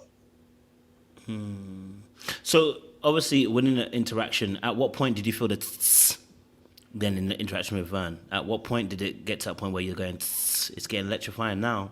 Um, I would say after she left my house, you Okay. know, um, because she told me, and it might be on camera, I'm thinking, but she told me she had a great time and this was a breath of fresh air. When she said those words, this is a breath of fresh air, that was like confirmation that okay, we're going in the right direction. Because that was my first date with her since she kept me.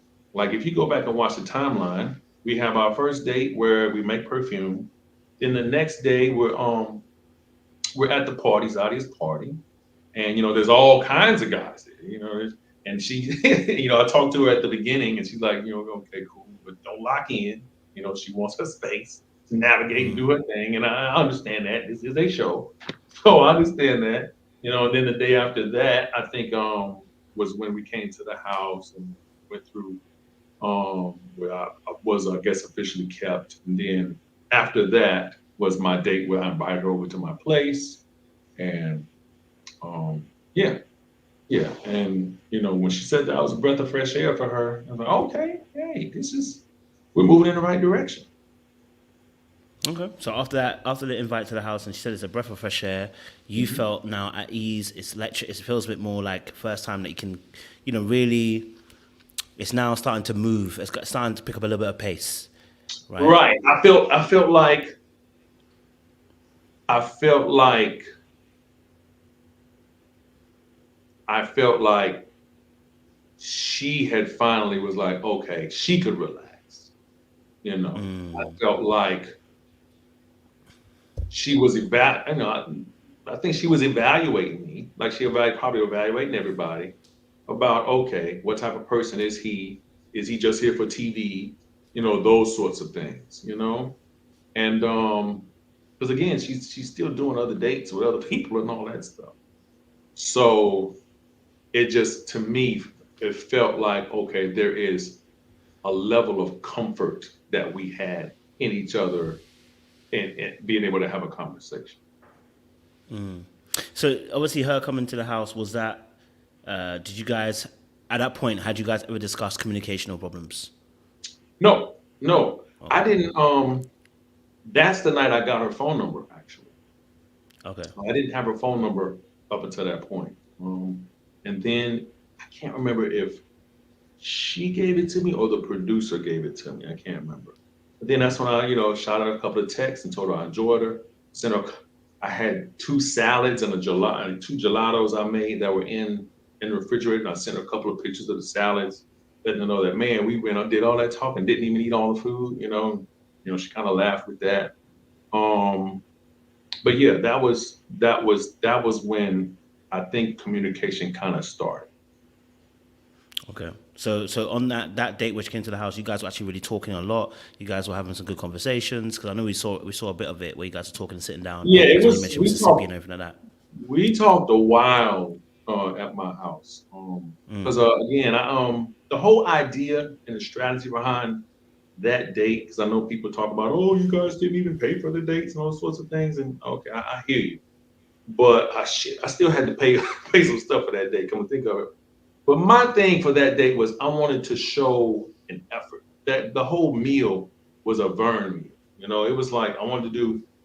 I talked to her before, and she said that she was kind of tired of doing seafood in Louisiana. She wanted something that reminded her of Texas. My mother lives in Texas in Houston, so I'm like, okay, let me make a Tex-Mex. I'm gonna do a sofrito rub with my steak and a cilantro rice and a corn succotash. I mean, I was going in. They took footage of me cooking and all that stuff, and then by the time I was just about done, I threw on something real fast. I know I was probably sweaty on camera and stuff, but she came in, we ate, and then I want to say it was at least about 2 hours, because it was a while, and talking to somebody for about 2 hours is like, but I felt that she at least felt comfortable on camera based off of the mm, conversations we were having and based off of, the the chemistry that we were having at the time. okay. So obviously now at that point, after the house situation, you guys have a good conversation. She seems to be more comfortable. You guys are now initiating your kind of texts and kind of communication from there, right? Right. Okay. So obviously going from that point onwards, then, what from your perspective, what was the what was the interactions like from that point then? So taking us beyond now the house situation for you, what's the interactions like with Vern going on from that point? So the next day we had another date. We basically had a date every day. I'm sorry, every Okay. other day. So it was like a date, then we elimination, date, elimination, date, those sorts of things. And keep in mind, we normally start call time where you show up is like about 4. And then you probably start filming at about 6 maybe. Yeah, maybe about 6. And we film, for hours, and by the time I get done, it's like about 10 or 11 o'clock, and I got to hit the road, come back to Mississippi, take my daughter to school, those sorts of things. So the interactions were, we were great. And I'd shoot her a text, and I'd explain to her what I did when I got off, when we were done filming and those sorts of things. And she's like, cool, yeah, take care of your daughter, that sort of thing. So it really wasn't an issue. Um, yeah, it really wasn't an issue.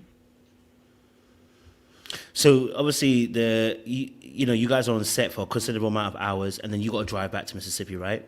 So Yeah. that's a regular occurrence. I'm guessing you have to drive back to Oh yeah, yeah. Mississippi, and okay. So, That so was every day because my daughter. You gotta do stuff as a dad. listen, and I'm not mad at it. So for then, okay, so for you then, what is the communication that's happening behind the scenes? What is the communication from your perspective? What is the communication that's happening behind the scenes? And what was the expectations for communication behind the scenes? I mean, I got my phone. I can look through some of the stuff. I'm not tripping about it per se. Hold on, give me a second. And I'm really not trying to be messy. I'm not going to go into detail because I think that That's there's a fine. certain level of respect that's got to be there. You're good. Hold on, let me go back. Um, but it's small stuff. I'm saying I'm sending her pictures and songs, and I sent her "Good Morning" by John Legend, and she's like, "Thank you." And um, what else? What else? Go to the next stuff. She said she had something going on when they wanted to invite me, and that they told me last minute. I think there was something they were doing after we were filming. I was already on the highway. Um, oh, and this is from the night we were at the mixer. The night of the mixer, people are talking about Mizell, and that night, production. Well, I'm not trying to blame nobody. Somebody lost his bag and my bag. I had brought a bag too. So his bag was there, my bag was we're there for like after we stopped filming like about 10 or 11, we're there for another hour, 2 hours, just trying to find our bags. But they did turn up, thank goodness. The guy in the lobby put it in a safe place and nobody knew that he had done that. So thank goodness for that. But here she's asking, did they find my bag? I said, yeah, somebody, um, yeah. Lobby guy put it in the back. Right. Um, so it's just a bunch of stuff. We're going, we're going back and Looking forth. back and forth. Yeah. Yeah, it's a bunch of stuff. This is the salads that I made the night night we did stuff.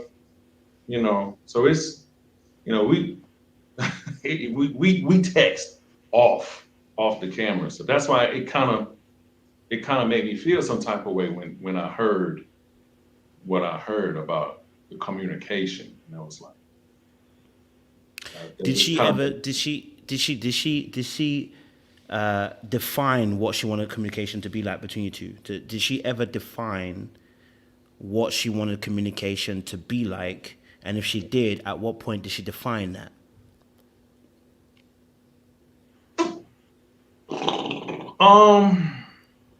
it wasn't like a definition like this is what communication is. Because again, on the dates, we're talking. So we're talking.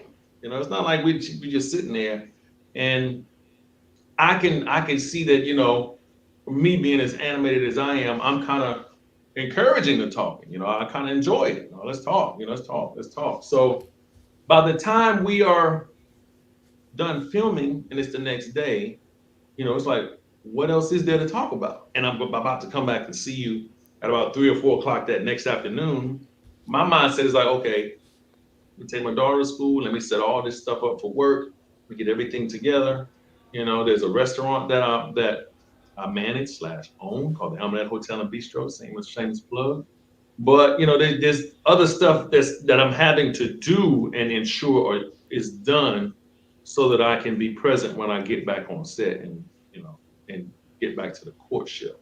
However, like I said, and I showed you, there's still texts going on and that sort of thing. So it's not like, and my mindset, because she never gave me a hard time about it, but my mindset and based on my mindset and her communication, our communication, she's an entrepreneur, like I'm an entrepreneur. So, the way we work, or as entrepreneurs, you work from can to can't. There's stuff that's got to get done. You're the only person that's going to do it. So you got to be focused. As an entrepreneur, you're thinking about what is happening, what could happen, and what did happen. And you're the person that's responsible for making sure people are in place to handle those things, or do payroll, or ensure that, stuff gets done, So, it that's why things kind of threw me for a loop when it was like, hey, patient, what the heck is going on? So is that an assumption? Okay, so let's ask a question here. So I get it. You are busy. She's going to be busy. I think she runs several businesses. You run several businesses too. Was that an assumption on your behalf, though, that because we're going to be busy, that the level of communication in terms of time and whatever, it didn't need to be expanded? Because the original, in fact, hold on, let me pause. I'll ask that question after. I want to go back to the question I just asked you a minute ago, because I don't know if I got an answer properly. Did she? I know you said that she necessarily didn't say this is the communication, but did she ever say, for instance, I want you to call me instead of texting me? No, it wasn't that. It wasn't. Okay, It so she wasn't never something said. like, Okay. not a I want you to call me. No, I'm sorry. Yeah. The I want you to call me came was why didn't you call me? That was when it was I want you to call me, because I do Okay. remember there was a day that I couldn't call. I was doing an open house, and she knew that, like, all the stuff, like, I'm telling you all the stuff that I got happening before I get to you, and it's like, well, wait a minute, you gonna give me because I didn't call you today? You know my day. It's not like I'm just no show. You know my day. I showed her the house I was doing the open house at. So it was like, and there was times where I was like, won't you come over to Mississippi and let me show you what I do, and you see what I've got. Oh no, I ain't going over there. And that was like that was almost, the thing, like, no, I ain't going there. I'm definitely not doing that. It's like, oh, well, it's a nice place, casinos, we're on the beach, it's playground of the South, those sorts of things. But I digress. Anyway, it wasn't anything specific, because again, there was already a text thing going on before there was an issue. And then once it was, so there's no need to have to make it specific that I want this, because this had already been happening. At this point, it's just about, why didn't you do it today? I'm like, okay, well, that's what. So for your perspective, okay. So would you? I'm trying to get an understanding here. Would you say that you were texting her throughout the course of the day to let her know what your schedule was? Because, like you're saying, because we're trying to get an understanding of what's happening. Sure. In this point, so are you saying, because you kind of mentioned, but I want to make sure you make it very clear, are you saying that you were texting her to let her know what was going on during the course of the day, or is it there's a one text that you sent at the beginning of the day? When you say texting to let her know how your day is going, what does that look like? You know what I mean, Sure. from your perspective?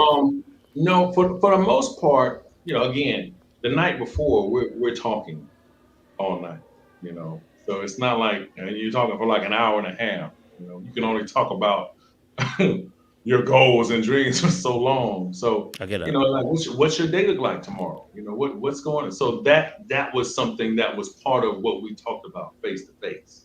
Like, okay, well, I'm doing this. I've got a nice house. And we talked a little bit about real estate. We talked a little bit about her and her business and hair and stuff. So, it was like, this is what my day is like tomorrow during the day, and those sorts of things.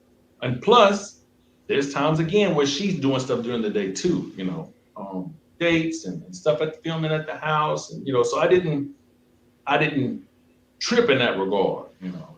I could have just stayed over, I guess, sometimes, but my thing was, again, I really wanted to. It was the end of the school year, and my daughter, and I just wanted to make sure I was present. That's fair. So did you guys ever get on the phone then? Did you guys ever get on the phone during the course of time? Sometimes we would talk on my way back from because it's about an hour drive. So we text or we talk on the phone while driving back. And then sometimes there'd be stuff going on at the house, you know, and you know she couldn't talk, or you talking, but it's like there's commotion going on between the girls and all that stuff, which you know it's fine. Okay, well, but I mean, you know, I'm not going to sit here and ridicule you for not, Of you know, if course. you're talking to everybody else but me, you know, it's not. I'm not. It's I not. hate that. It's not. It's not a big deal. You know, it's like, okay. You got other stuff going on. That's fine. You know. Plus So two, you're man. saying that she felt distracted in the conversations with you, and this is not a disrespect. It just means what's actually Okay, happening. yeah. Are No, you I'm saying not. that some of the conversations I felt a don't. little Yeah, bit I'm like, not trying to say it disrespectful at all. I'm yeah, of just course, saying no, she's. You know, there's other stuff going other on. things taking attention. Right. Right. While she's. You know, while she's talking to me. And how does that feel for you when you felt like those moments where she feels like she's distracted and not you're not necessarily being, you know, involved in a conversation? Uh, How did that feel for you from your perspective, and how did you take that? In I all honesty. didn't. I didn't take it wrongly, you know, because again, this is normally after we've spent the 2 hours of talking and filming, you know. Um, what else, what other things are we going to talk about? Unless we're going to talk about something that's a little bit more provocative, so to speak, you know. But I never felt that there was going to be a sexual conversation or an intimate conversation. There was never a vibe that that was going to be the case. You know, she never really, Push that that was in. just nothing that, you know, it was just, to me, it just felt like a meeting of good friends who had a good time and were eating and, you know, those sorts of things. So, you know, typically conversations like that, you know, at that time of night, 11 o'clock, it's like, you know, so you coming over sort of conversation. And I didn't get that sort of. I get it. Are we saying that? Okay, so because remember, I was at the beginning of you guys meeting, there isn't that immediate electricity, right? So, and then obviously, then when we come to the house, it's kind of more chill, and then it's like a little bit more like she's a bit more relaxed, and it seems to be kind of, you know, it might be picking up a little bit more or whatever. But then obviously then communication is usually through text because obviously like you guys are on set for a few hours and then you're all heading back home and then obviously, you know, before you know it, you're back home, it's late in the evening, you got to get ready again for the next day, you got a business to also do, she got businesses to do as well, right? So communication is not necessarily on the, like, there's a difference in terms of communication there a little bit. Nothing crazy, but it's okay. So if that's the case at that point, right? You know, at what point do you feel? Because it sounded like, and you can correct me. At what point did you feel that this wasn't going to work? Because it sounded like you kind of had an idea that something wasn't quite right in this situation. I'm not saying that you thought it was going to necessarily end, but it did sound like you had a little bit of an understanding that this might not necessarily be the relationship I think it could be. So at what point does that come into play? My red flag came when she actually said that about calling her. And Okay. this was edited out, but there was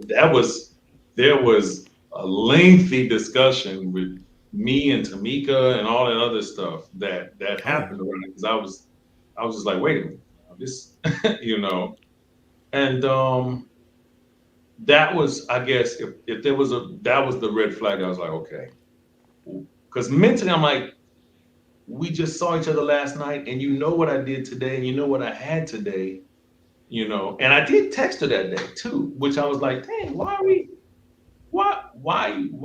what's making me get the cold shoulder, you know? And then I'm like, okay, well, she may be going on other dates, and maybe there's something else that's bleeding into, you know, which, you know, at that point, I'm starting to put those pieces together, like, okay. But that was like, I guess, a red flag for me. Like, hey, you giving me a hard time about not texting you Calling. today, you know? And I was just like, that was just kind of, and it's one thing if we just had a discussion about it, you know, but it was like it became something that was really bigger than it needed to be. And I was like, well, you know, well, you could have called me too. Why did you not call me? You know, and then you know, she deliberately decided not to call me. And I thought that was like, How can you deliberately decide to not call somebody? Like you can make a conscious effort to not call somebody, you know? Like if I'm calling you, I'm choosing to call you, you know, and when I'm not calling you, you know, it's not that I'm not choosing to call you, it's that we talked last night and you know why I can't call you. I've already talked about this the night before. Look, I got an open house here. I'm showing a chateau here. I've got to do payroll here at the Almond Hotel and Bistro here. You know, the radio station's got the big Juneteenth celebration coming up. All those things were happening during the course of the 2 weeks that we were filming, you know? So, and she knew that. So I just felt like there wasn't any empathy in that. And that just kind of, I could see if I didn't tell her anything and she didn't know. But again, I've sent pictures. I'm here live, and all that stuff was sent to her. It was like, So I want to know. So obviously, you said that conversation that happened where she said obviously that you didn't call and she deliberately didn't call. You said that there was a conversation because we didn't get to see that part after, right? So there's a conversation with also Tamika too. Tell me a little bit about what happened in that conversation, Tamika. What was the gist of the conversation? Oh gosh! Come on, brother. We got to get to the bottom of this. I know. You know what? I was talking, and Felicia got up and walked off dramatically. And so Tamika's talking to me and everything else, and Tamika's listening. She's like nodding, like mentally she's saying, she's like, yeah, you got a point. That's right. But I felt at the same time, she said, look, she didn't say this, but in her eyes, I felt she was saying, look, you want to stay or you want to go home? What you want to do? Yeah, you're right. Yeah, it was just one day. That's right. Yeah, you could have called. Yeah, that's right. But you didn't. All right. Now, she's upset. What you going to do?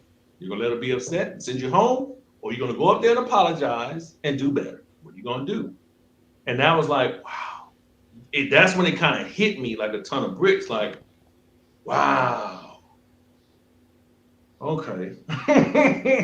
This is, I'm just a man and this is a woman's show. And, at the end of the day, I got to go up and say, yes, I'm sorry. I'm just not getting it through my thick head, even though we already had this discussion. You know what I did today, And it was like, it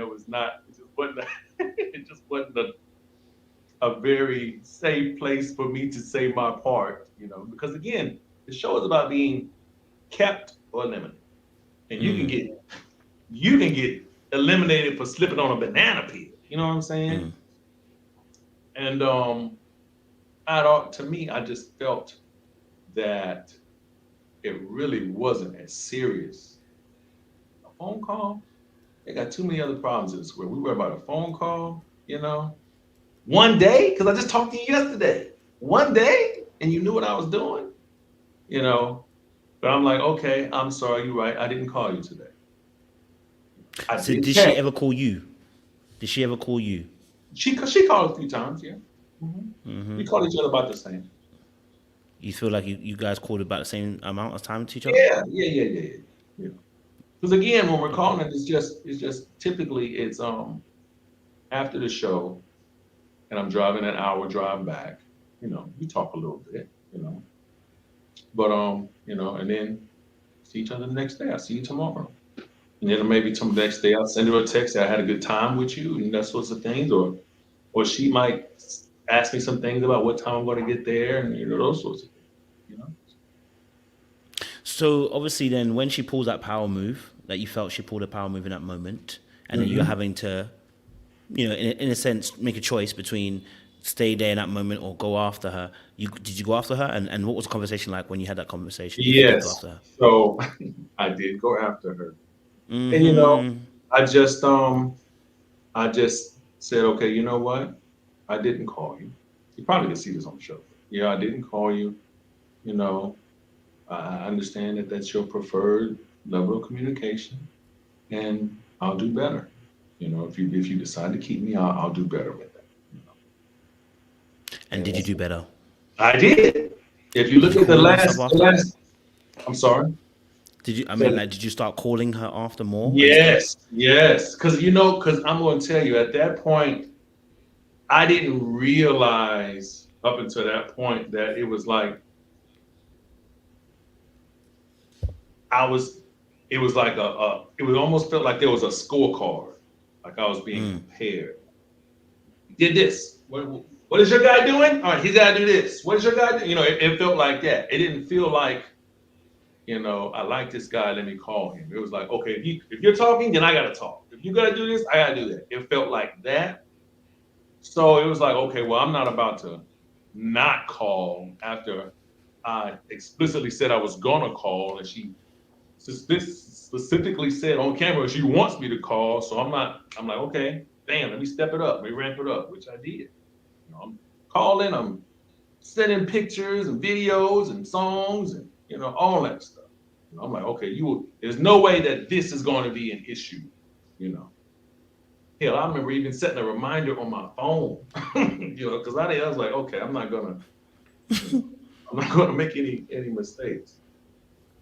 So okay, so you start calling now more, right? Mm-hmm. You start calling more, and having that communication.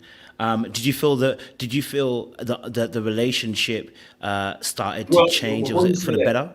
before you Okay. say that, let me say this. I noticed that the phone conversations were not as engaged.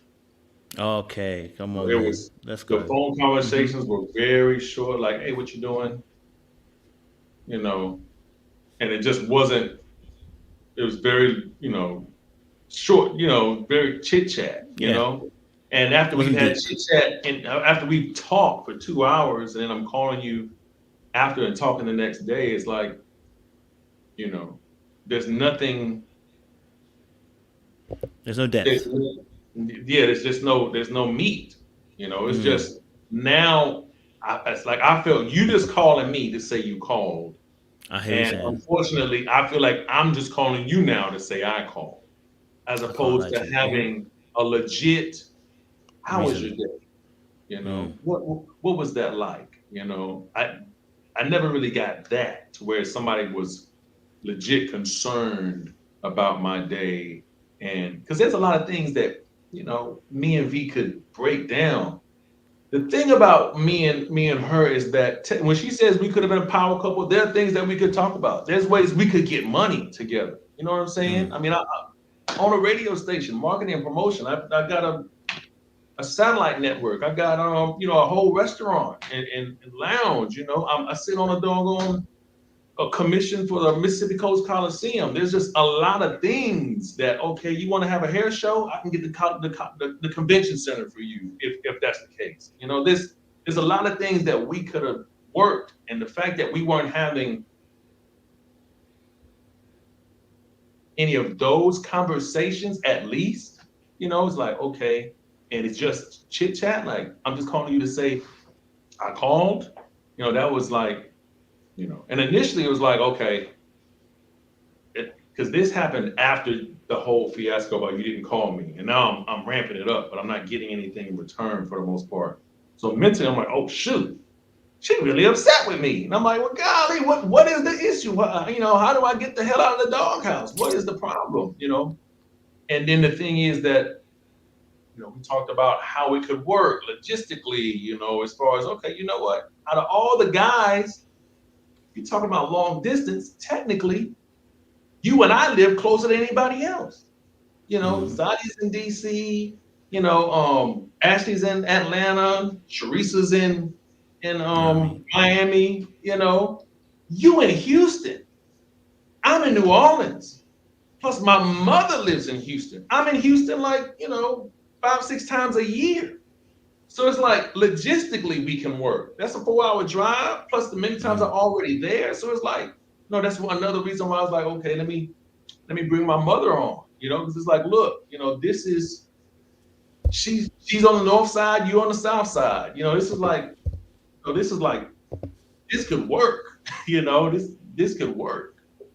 So, it's Is it safe to say? Is it safe to say that the conversation just wasn't stimulating? Is that what you're trying to tell me? Are you saying that the conversation wasn't stimulating? I'm not going to say whose end it was fault it was. I'm saying Was the conversation not stimulating for you, Tabari, to what you're used to? Yes, yes, it was not Okay. stimulating. It was not, Okay. it was not stimulating. Phone conversations were not stimulating. Yes. I gotta ask you But a they did question as happen well. though. They did happen Huh? though. But They they did. A did points happen. happen. The phone conversation did happen Oh, and the okay. text They did happen. messages. So it did happen. Let me ask a question. Obviously, there was a conversation that you guys had earlier than this, and there was a question you asked, and I always wanted to know the answer for this. There was a question that was asked, all right? You asked her, what do you do for fun? And you said, and she said, everything. Did she give you an answer after that? I just want to know if she gave you another answer after that. She mentioned something about hookahs and go out. I can go out with my friends and we'll get a hookah and hang out and those sorts of things. But it wasn't like something specific. It wasn't like, it was just like, it wasn't like, because me, I'm an I'm an animated active person. So it's like, okay, I like to, you know, I'll bicycle ride. I'll go to a museum. I'll go eat sushi. I'm like, I'll go canoeing. Walk the French Quarter. I'm like, go axe throwing. It's like, you know, what do you like to do? And then there was stuff that she was a lot more vocal about what she didn't do than what she did. Okay. Nothing with water, nothing with sweat that you was gonna sweat and it was gonna be hot or you was gonna get sweaty.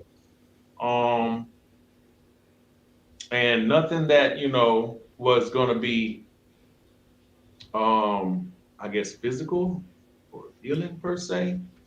You know, I mean, she said she'll lay by the pool and sit by the pool, but she ain't getting in the water.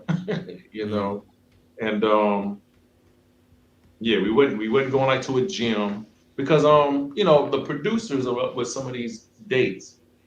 You know, they I'm not sure about they were with some of the other guys, but they asked what's some things that you like to do. What are some things that Okay. you that's how she ended up at my house. Because I'm like, okay, well, she can cook at my house. That was my idea. The whole thing about the double decker bus, to see the city. It was like, okay, well, these are things that we can do. I'm like, I'll do a double decker bus. Because I'm a little bit more active. I can talk. Technically, I'm in my element at that point. Instead of sitting at a restaurant and having a conversation, but I'm in my element in the sense that okay, we're out doing stuff, seeing the city. We're you know that sort of thing. So that's kind of where I am with that. Tell me how you felt about the moment when she said to you that you're not being so serious. You're being too light, too comedic. I want to Um, know what's going through your head at that point in time because we felt like you changed after that point. Like we didn't get any more of that first initial meeting. We get this spark, this energy that we're seeing on the screen right now. I think you do both quite well. And I don't think that's because someone's told you that just recently. I think that's you naturally, right? So right.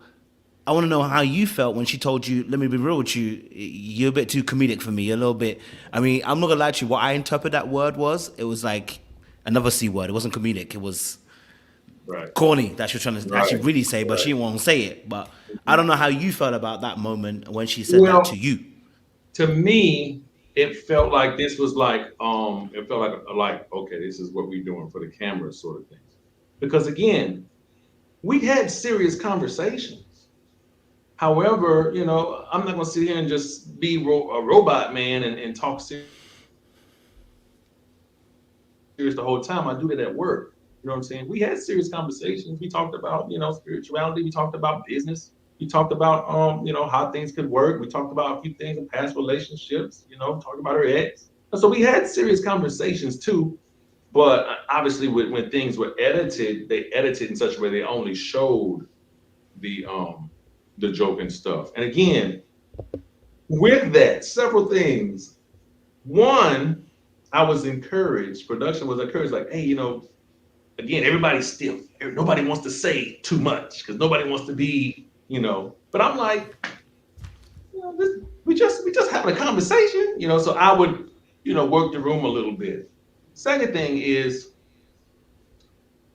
If I am talking to you and for whatever reason you're not giving me anything, because and I'm not vilifying her at all, you know. Maybe she came from a previous date, somebody pissed her off, whatever energy I'm getting here, it's like now I've got to figure out how to get you locked in here. That you're wherever you came from, you're not there, you're here. It could be the makeup artist messed up makeup on. It was, all that stuff. I'm like, okay, trying to get you to laugh, like, hey, things gonna be okay. Let's, and then eventually she would get relaxed and then things would flow a lot better. But that takes time. It was almost like every time we see each other, I'm having to set things up so that we can talk. And then it's like, okay, now we're here, So you're saying you had to make her feel comfortable in order that's kind to of get to that place? Of course, and again, like I said, I'm not vilifying her at all. To me, and especially now that I've seen the show, I can understand and empathize with the fact that you probably maybe there's dating fatigue. You dated all these guys at this time, and now you've gone through the process like, golly, this is another situation I gotta be at. Some people don't want to be bothered after a while. And I understand that, even to the point where I don't want to just be another person that you're dating. I want us to be like, okay, I'm different. I don't have any expectations of you to be a particular way. You can be ugly with me. I'm not gonna judge you. I'm not gonna trip on you. And I'm not whoever those other guys are. I'm not expecting no sex from you. I'm not expecting no, all I'm here for is just let's just have a good time. I gotta get up and go to work in the morning, gotta deal with people's attitudes. I'm sure you know how to deal with people's attitudes as an entrepreneur yourself. Let's just, it's all right. This is gonna be okay. So me being jokey had more to do with look, I was having to help Bring the guard down. bring the guard down. And then I think what you saw as it progressed is I think they started to show more of myself in my serious mode, in my down mode. But you can't have a conversation joking the whole time. You know what I'm saying? Of course. There's times where I'm asking her about children, about why that scar is that she had. I'm this all of those things that you guys don't see. That's serious conversations that we had, and it wasn't. But again, it is a show, and you have to have something to identify with. But that's how it. So obviously then, okay, so you have to break those walls, etc., etc. So someone might ask and say, obviously, after a while, once you can see that the walls are not getting broken, well, walls are starting to get broken down a little bit, but communication issues, like was a red flag aspect. You feel like there's not electricity there. Maybe we're not on the same wavelength when it comes to conversation and intellectual, the way we're thinking and whatever, right? Someone might say, why didn't you just leave? Why did you stay? You know what? I don't want to feel like I lost. I was being, I don't want to feel like I lost, and I don't want to feel inadequate. I don't want to feel like, this whole thing that people bring up, what people are saying about settling. Don't settle. Don't settle. Settling is when you make an effort, but after your effort, you don't get what you want. Like if LeBron James decides to shoot a three, and then he misses the three, now he's got to settle for the two. But what started is he shot the three first. You know what I'm saying? In order to settle, you have to make the effort. And I was the only person, I feel I was the only person making the effort. I was the only person like, okay, shoot, let me cook for you. Let me show you me. Let me invite you to my house. Players don't do that. But I don't, I'm inviting you to my house. I'm being very vulnerable. This is not something I do. I'm very private. But I'm like, you know what? I'm going to be wide open with you. I'm going to tell you everything. I'm going to be totally honest. I'm going to put it all out there. I'm going to date you like I would want somebody to date my daughter if my daughter was watching the show. because I know she is. I know she's going to come back. She's going to ask me, well, why didn't you do this? Why didn't you do that? Because I'm going to have expectations of how she does. That's just the truth. So I'm like, you know what? I'm going to do this the right way. So that being said, I just felt that even though I probably could have left voluntarily, I felt like, okay, let me do everything I can do to show her that I'm interested, to show her that it can work, to show her that, yeah, I'm putting forth the effort. You know, I'm here if you wanna take this a little bit farther, you know. I like that, and I think you've been quite honest there, right? Which is the truth is for you personally, you felt like you didn't want to lose, right? It's a, and also when you go into that process, it's a rejection of you. You know what I mean? And that can be very painful, and I understand that. So it made you want to stay that little bit more longer to try and see if you can make it work. You know what I mean? To overcome the situation, to provide a solution for the problem that you're seeing in front of you, right? Which I totally get as well. So you stayed in, in that situation. Because you didn't want to lose. Then, obviously, you brought your mother into the situation too. What was your mother's actual? Because mothers be saying sweet stuff to your face, but they be telling you some real ass stuff, especially to their boys behind the scene. They be like, "Yeah, she's amazing," and then when they get behind the scenes, like, "Don't even think about it. You know better."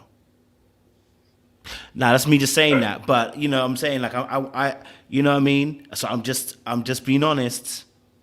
Okay, all right. So My you want mother to know what my was mama said? my mother thought she was very nice, but she didn't get to have the conversation with her that I think she wanted to have. You Okay, know, under those, again, with it's cameras, it's things going on, and again, in all actuality, based off of how it was set up, my family was being interviewed, you know, and that's not the same feel when you technically in the real world when you meet somebody's family. It's not about the interview process. They already feel like they know you, and they feel like, okay, yeah, so you do this, you do that. There's an exchange with my mom. She's like, oh, she's a nice girl. My mom was like, she lives in Houston. Good. I live in Houston, so she was I'll meet looking her. forward to seeing her again and being able to have a woman to woman conversation. So, Conversation. Yeah. what's your end game? Because my mother loves her boys. But she is a woman at the end of the day, and she has high expectations of how I treat women and how my brother treats women. So my mom is not going to allow me or my brother to mistreat a woman in the first place. But she wants to make sure that the woman that we select is going to be just as is going to reciprocate. And she just wish she had more one-on-one time with Venetia so she can ask her questions. Real My mother has questions. her own questions. Which makes absolute sense. Totally hear that. I mean, I knew you weren't going to throw mum underneath the bus. That's a very good answer. I'm not going to ask you to go any further. But I don't want mum to come after me too. So Well, that's right. It's been done. she's going to drag us both. But okay, so in that obviously that you brought your mum to the conversation. She got to obviously meet Vern. Vern seemed to kind of get along with her a little bit as well.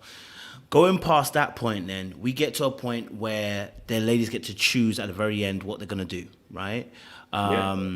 And at that point, Vern makes a decision to go her way and choose herself, and we see this kind of vulnerable moment, a little bit sad and a little bit painful kind of moment, where you're sitting on the sofa, and you're trying to contemplate what's happened here, right? I want to know why you took 10 minutes to sit on that sofa. She said about 10 minutes. It might be longer, it might be shorter. To contemplate what was happening in that moment. Why is it that Tabari didn't just get up and say, you know what, Madon, I don't need to think about it. I'm out. You know what I mean? What was there to contemplate? Well, what you guys didn't get to see is that before we had the conversation before she told me that. I initiated the conversation and said, look, before we go any further, I know whatever you decide is what you decide. But I want you to know that I really appreciate, our experience. I really appreciate what we've accomplished. And, we can be friends going forward. If nothing else, I'd be fine with that too. No pressure on whatever it is you want to do or don't want to do, So I said that first because obviously anytime you're up to be eliminated, you can be eliminated, So that's always in my brain. And I never felt like, I had a shoe in ever, So, but what I wanted was I wanted to at least salvage some sort of relationship as a friendship. Like, we should at least call each other once the show is over and say, hey, how you doing? I'm in Houston. You want to meet up, have some tacos. Or at the very least, I might have somebody I want to hook you up with. You know what I'm saying? It's not, I don't feel like, that. So anyway, and although the editing shows me sitting there a long time, she went on a lot longer than what you guys saw. When you say she went on longer, what does that mean? I I mean, know the it length of was, time, but what was being said? Because clearly it's not what about longness, about what she said. So what was she saying? well, it was, I don't keep it in my brain verbatim, but she was expressing a level of pain Mm. that I don't think that I had inflicted just based off of a phone call or a text. You Uh-huh. know what I'm saying? It was just like there was, that's why I wasn't mad about it. It was like a shock. Because otherwise, if it was something where I felt um like it was a personal attack on me, then I probably would have said something back or been, we would have went back and forth. But it felt like she was speaking to me in such a way that like I was beneath her, Mm. and What does that that it mean? was just, Mm. well, just, like I'm not good enough, and that I'm not, like, you know, how can I feel I could get a woman like her? Just, I mean, that's not what she said verbatim, but Yeah. that's the feeling of what it was, because I'm not trying to, like I said, I'm not trying to vilify her. Say words, yeah. But that was the feeling, like, like, I'm the prize and, and you didn't get it, Mm. next time you get it, and it was just like, and then me mentally, I'm like, what, what went wrong? You know, Mm. what is, I'm thinking like, okay, what, you know, not that I got to be kept because I'm cool with that. Really, I'm cool with that. I even expected it. But what did I do that elicited for you to insult me like that? You got to stand over me and that sort of thing. And it was like, this ain't, this really ain't, this ain't, I don't know where this is coming from, you know. Mm. So then it was like, I'm mentally thinking back. I'm like, okay, was there anything I said? Is there anything I did and not did? Was it something I did intentionally or was it something I did unintentionally? And it's like, why did this happen like this? What Okay. was what was the deal? Because What again, was the all it reason? takes is just like, hey, look, I enjoyed our time together. I'm moving in a different direction. I think you're a great guy. We could have hugged, you know, and that's fine. But, it was like, it was like, wait a minute, you're not the same, you're not the same bird who was just hugging me on the rooftop. This is like, and this is within like 2 days, 2 days. We were just hugging on the rooftop 2 days ago, and then we sitting, just had the on the double decker bus. So that was the day before. Why is that something you're not telling me? You know, so you know. And I don't mean, and me saying that, I'm not trying to make it sound like I'm bashing anybody, and I don't Of want. course not.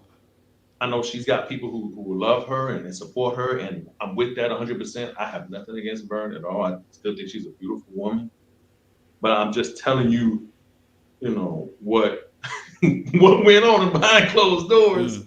and it just felt, it felt like this ain't necessary. And I think that it kind of bled into the reunion, because it was Mm. like, after that, I'm like, what just happened?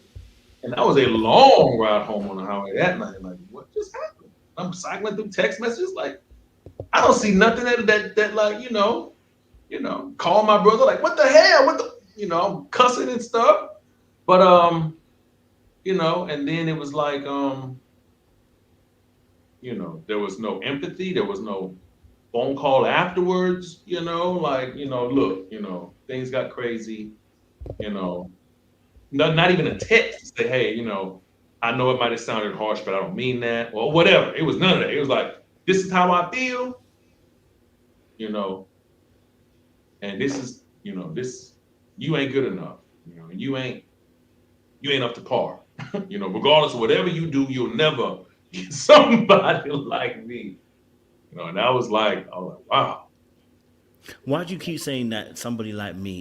If that's not what she said, but you felt that way, maybe give us something that we can understand that will make us understand why you're saying it that It pure way. was, I guess it was more the posturing Okay. of how she was talking. With Mm-hmm. guys, it's not so much what you say, is also we get in your face and say it. You know what I'm I saying? get you. And her posturing on the side of the couch, the body language and everything else, how she kind of leaned in and he was like, and I'm just like, I'm I'm leaning back. It's like, God, where did this come from? Why you, you know?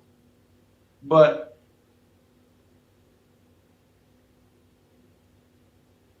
it's, I don't necessarily, and I can only tell you my experience, and I'm not trying to. Of course, That's what I this is experienced. your experience. Yeah.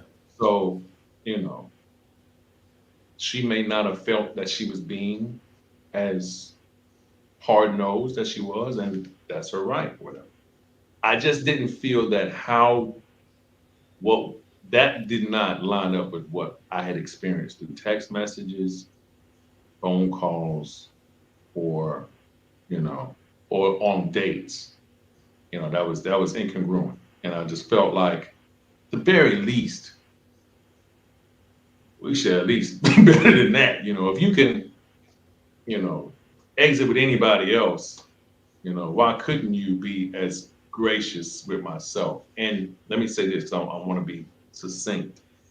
I didn't know how she exited with anybody else, but after I saw the show and how she exited with Jabari and stuff, I was like, dang, why can't you be like that with me? You know what I'm saying? Why you, all you gotta do is be like that with me. That would have been fine, I don't have an issue with that, but it was like, it was, you know, that's something I'd get from a stranger. That's something I would get from somebody at my restaurant who's had too many to drink, and now I got to escort them off the premises, because you can have too much, or they get belligerent and you got to cut them off at the bar. You know what I'm saying? That was that. I'm like, I know that energy. So it was just. I'm not saying she was drunk. I don't want y'all to. No, no, I know you're not saying that. I'm just saying that it was a lot more. It was a cold dispatch. It was cold. Yeah, It was cold. a cold dispatch. From what you had experienced in the relation, from what you experienced in some of the relation, the I've dispatching never of had you somebody was. talk to me like that, and I was in the wrong and cheated. I'm gonna tell you like that. It just hit me right now. I've never had a woman like that, like that. Whereas, like, I've never had that. You know. It's quite interesting watching you discuss this particular part of the subject.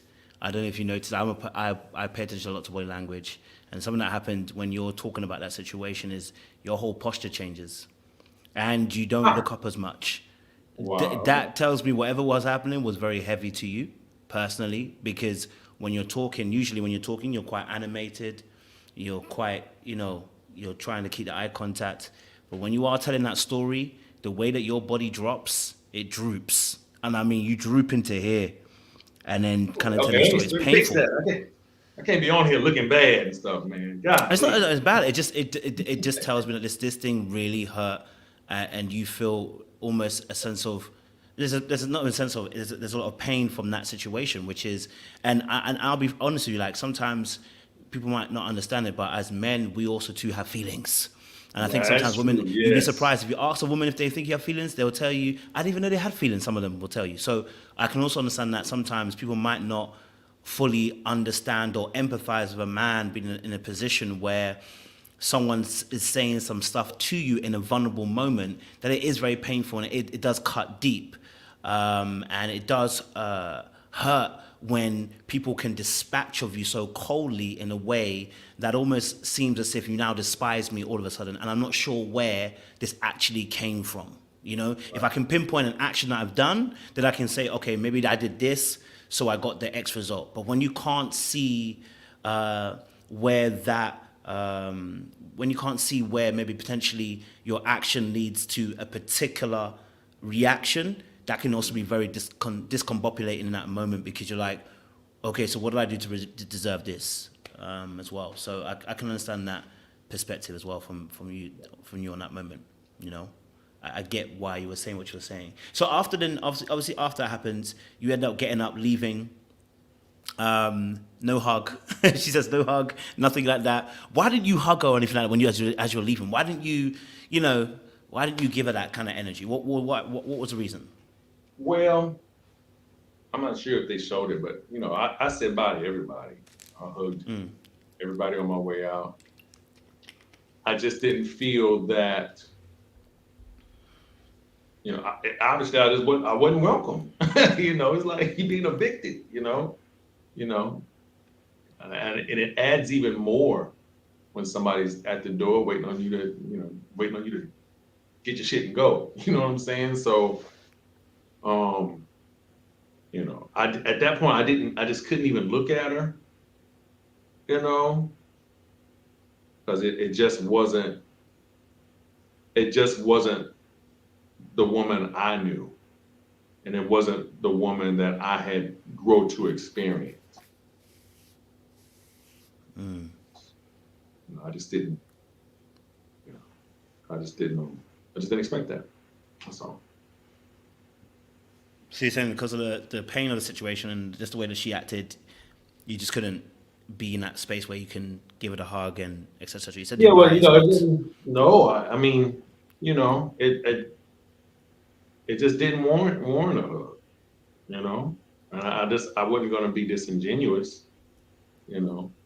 I mean, I hugged her plenty and kissed her cheek, that's the type of person I am. But after that moment, after that,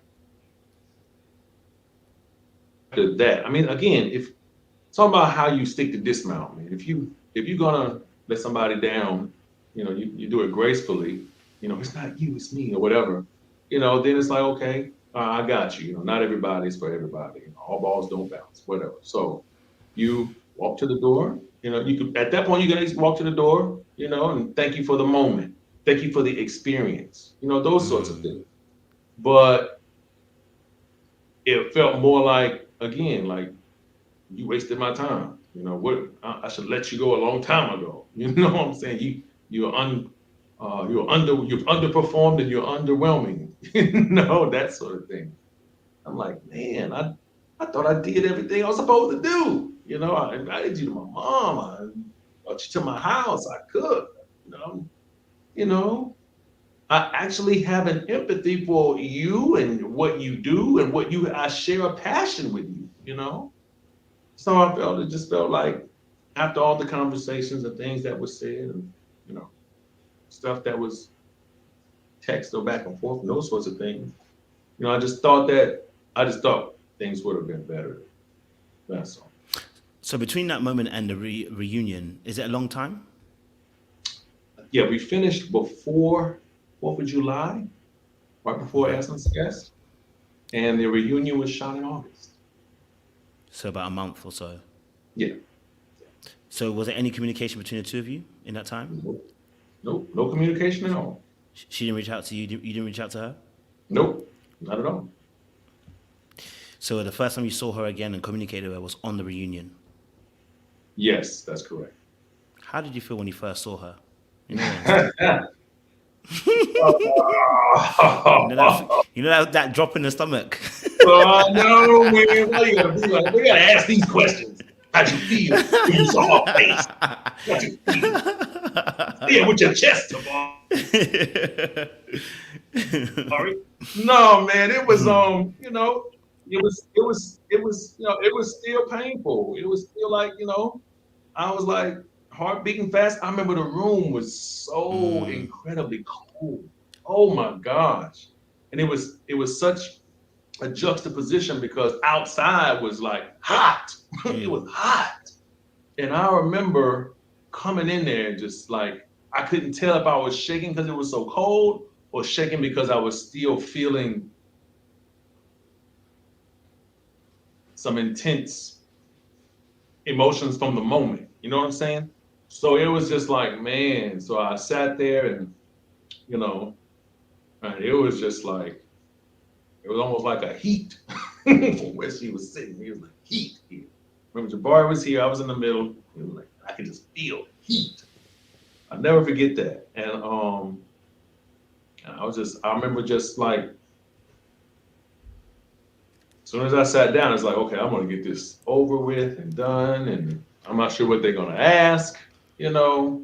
And then I was already feeling like, okay, this is, you know, it's a woman's show, so somehow I'm gonna be the bad guy. But I'm like, what did I do wrong? I just don't know, you know. And then, you know, the communication thing, and I'm like, well, God, we gotta text you, be called. No, I don't. What, you know, and all the pluses that we had. If communication is the only thing, you know, and then I'm thinking, okay, well, shoot, you're not even gonna try, you know. Again, I mean, this is the show. This is here, you know, in real life. Once all this is over, in real life, if I'm not doing what you want to do in real life, we can easily just be like, okay, you know what? Hey, this ain't gonna work, you know. But everybody's different when the camera's off, and I'm not sure if she's, you know, doing things because she's, you know, the brand or the lady, you know. And it's like, you know, what is the end game? What is the gain from saying that I wasn't communicating? And again, we're talking about 2 weeks, 2.5 tops, you know. There's not really a whole bunch of days that pass in 2 weeks that, you know. So I don't know. I'm gonna say this, and I don't mean this as a slight. So I don't want nobody to take it like that. Of course. But I think it's important that communication is such a balloon term. Oh, we couldn't communicate. Oh, to communicate. It's like, okay, communicate how? Communicate. There's just so many levels. And communication is a 2-person issue. You know, it takes 2 to communicate, you know? And a person who is hell bent on not learning your language will never be able to adequately communicate with you. You know, it's got to be like, I'm learning how you communicate, but you got to learn how I communicate. You know, we got to do this together. That's the dance of love. That's the dance of courtship. You know, I might not communicate that way. My way of communicating might be, you know, it might be you holding my hand face to face, eyeball to eyeball. You know, your way of communicating might be email. I don't know, but we both have communication for anybody in anybody's relationship. You know, as long as we're not talking about abuse or something that's evil and heinous, you know, just not getting on the same clock. I think the issue with our communication is the fact that we're not on the same clock. You know, I'm on a different time frame because I'm still in work mode. I'm still in real world, you know. She's doing the show, which I'm not belittling by no means, because that's obviously important. But they have a different schedule, a different time frame. You know, there's times where I call or text and she's, you know, she's doing stuff, you know, dates and and hair and nails and makeup, all that stuff. I'm cool. I'm fine with that. But once you get in the real world and both of y'all start sharing your clock, you start eating at the same time. You start knowing what the other person is doing before they tell you they do it. Like, oh, usually at this time he's doing this. I think that's where you find out what the chemistry is like. That's where you find out, okay, it's the application of all the things you do on the show. It's not just, okay, this is how we are for the show. If that's the case, what am I going to expect you're going to do for me after the show? Because on the show, I wasn't getting anything. I understand the premise of the show is for us as guys to show that, okay, hey, we're here, we're eligible suitors, and the women have the prerogative to indulge in choosing whoever they choose to be with, which is fine. But the real world after this, which is the goal, that's not how it works. What's your effort going to be? You can't just say, I know what I bring to the table and never know. I don't know what you bring to the table. How is it? Is it just, you're just going to be the person who criticizes how often I call? Or are you going to be the person to say, you know what, he doesn't call like I want him to. Let me call like I want him to so he can mirror me. It's not like she was over calling me and I wasn't answering the phone. It's like, okay, it's like action, reaction sort of. So I'm sorry, I'm talking probably too much. I'm probably putting my mouth. Ain't no telling how the internet's gonna take all this. Man, listen, you're allowed to share your thoughts and feelings here. It's a safe space, I promise you that. Yeah, but so I just, the whole thing about communication, it's important. No, don't get me wrong. I'm a broadcaster, so in radio, it's all about communication. That's what we do. As a realtor, it's all about communication. I had to communicate with 3 clients today about closings coming up. In the hospitality industry, as an owner of a restaurant, you got to communicate with guests, check people in and upstairs in a hotel and bar, and waiters and waitresses. I got to communicate with my staff. You know what I'm saying? And I remember one of the hosts saying, well, Tabari, would you tolerate your lack of communication from any of your people you work with? And I'm like, huh? I'm like, first of all, I pay them to communicate. That's different. No, if you're paying somebody to communicate, that's totally different. But from my partner, we're together. We're building something. And you know what? You got me going now. Let me say this. Yeah, you go ahead. The whole idea of, I know people have been hearing what Tabari is saying about, him being traditional and all those sorts of things. And I know Vern was saying about, she's out till 2 or 3 in the morning. The goal is to have someone so you don't have to be out to 2 and 3 in the morning. The goal is to have someone where, if you choose to go to sleep at 9 or 10 o'clock, you can.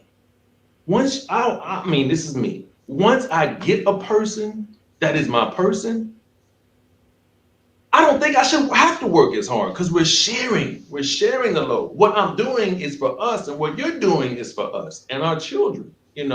I'm working as hard as I'm working. I'm sure V is working as hard as she's working because she don't have anybody else.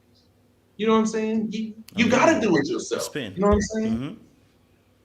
But when you have somebody else that's sharing the load, and I think that's what this whole getting with somebody is all about, and dating and ready to love is all about. Getting with somebody else. Hell, Maurice and Sharice, you got somebody that, okay, we're both working together for our benefit, our welfare, so that we can grow together. Now we shouldn't have to work as hard because we're sharing in responsibilities, we're sharing in rewards, we're sharing in all of the growth together, And I just think that somehow that understanding of why we are working and why we are, putting in a day's work is not just because we want to. I'm not running business because I want to, I'm not up late at night and hiring people because I just want to, it'd be great if I had somebody else that I could share that with, and to be quite frank, salute to my father, because he created an environment where me and my brother are doing that. We're family. We're able to trust each other and work with each other. And that's the environment for me that I expect with my person. And I would think that's probably what Jabari's getting at. And I think that's where V probably wants. It's somebody to where, you know what, I'm working so hard, I don't have to work all night. I've got two incomes now. I've got somebody I'm sharing.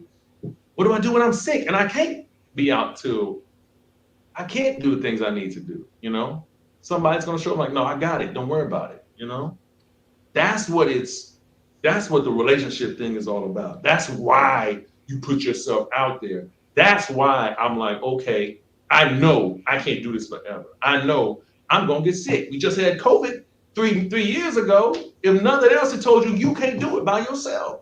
You cannot. You're gonna get sick. Or you're gonna have to take care of somebody. If your mom and dad get sick, who's gonna help you with that responsibility? So I think that, and I don't mean to be long-winded, but I think that we're losing sight of this whole dating process of this is why we are dating. We ain't just dating people just because, oh, he look good or she look fine. It ain't just about, oh, because he rich, oh, because she rich.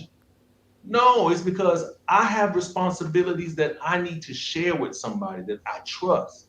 You have responsibilities that you need to share with somebody you trust. That money's gonna run out. That ass gonna fall off. You know what I'm saying? The lashes gonna fall off. Guys we gonna get beer bellies. It's gonna happen. You know what I'm saying? What are we gonna do when I gotta take care of my mama? You know what I'm saying? What are we gonna do when your children get out of school and it's empty nest syndrome? You know what I'm saying? What are we gonna do when things happen? And in this day and age with so much stuff going on, we gotta date and vet people with that mentality. It's like, okay, yeah, you look good and everything, but can I trust you with my family? Can I trust you with mom? Can I write you down as my beneficiary on my insurance, on my will? You know what I'm saying? Those are the kind of conversations that we really need to put in our kids' minds. And we as adults, 30, 40, 20, 30 years old, that's why we're dating, because life is very, very temporary, very temporary. Can we say then? No, you're good. You're good. I always appreciate when people share their thoughts and feelings, especially men. I think more women need to see more men share their actual thoughts and feelings. Otherwise, the things don't change. Can we say then, in this situation, right? In this situation between you and Vern, because I'm all about accountability, and it works on both ends, right? Yes. I think Vern said what she said, and she was rude about what she said. But can we now look at the situation with you and Vern? And can we hold you accountable for being there too long? Can we hold you accountable for the fact that you wanted to win so bad, you overlooked that these qualities that came at the end was actually there at the beginning? You know what? I'm big on accountability too. I don't think that is what the accountability is all about in that sense. I don't think that's wrong. Because I think us being on the show, there's some good that needed to happen. We need to have some of these conversations because I'm on the show, because it happened the way it happened. It didn't happen the way I wanted. It didn't happen the way she wanted. It didn't happen the way some people wanted. But I don't think it happened wrongly to where there's an accountability that needs to be accepted, because I think that it spurred conversations that need to happen. When do we need to talk about leaving? When do we not? When do we need to say, you know what, let's give somebody the benefit of the doubt and be flexible?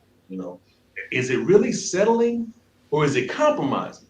There's a lot of people who get the terms confused. Am I settling or am I compromising? Or is that the same thing? There's so many things that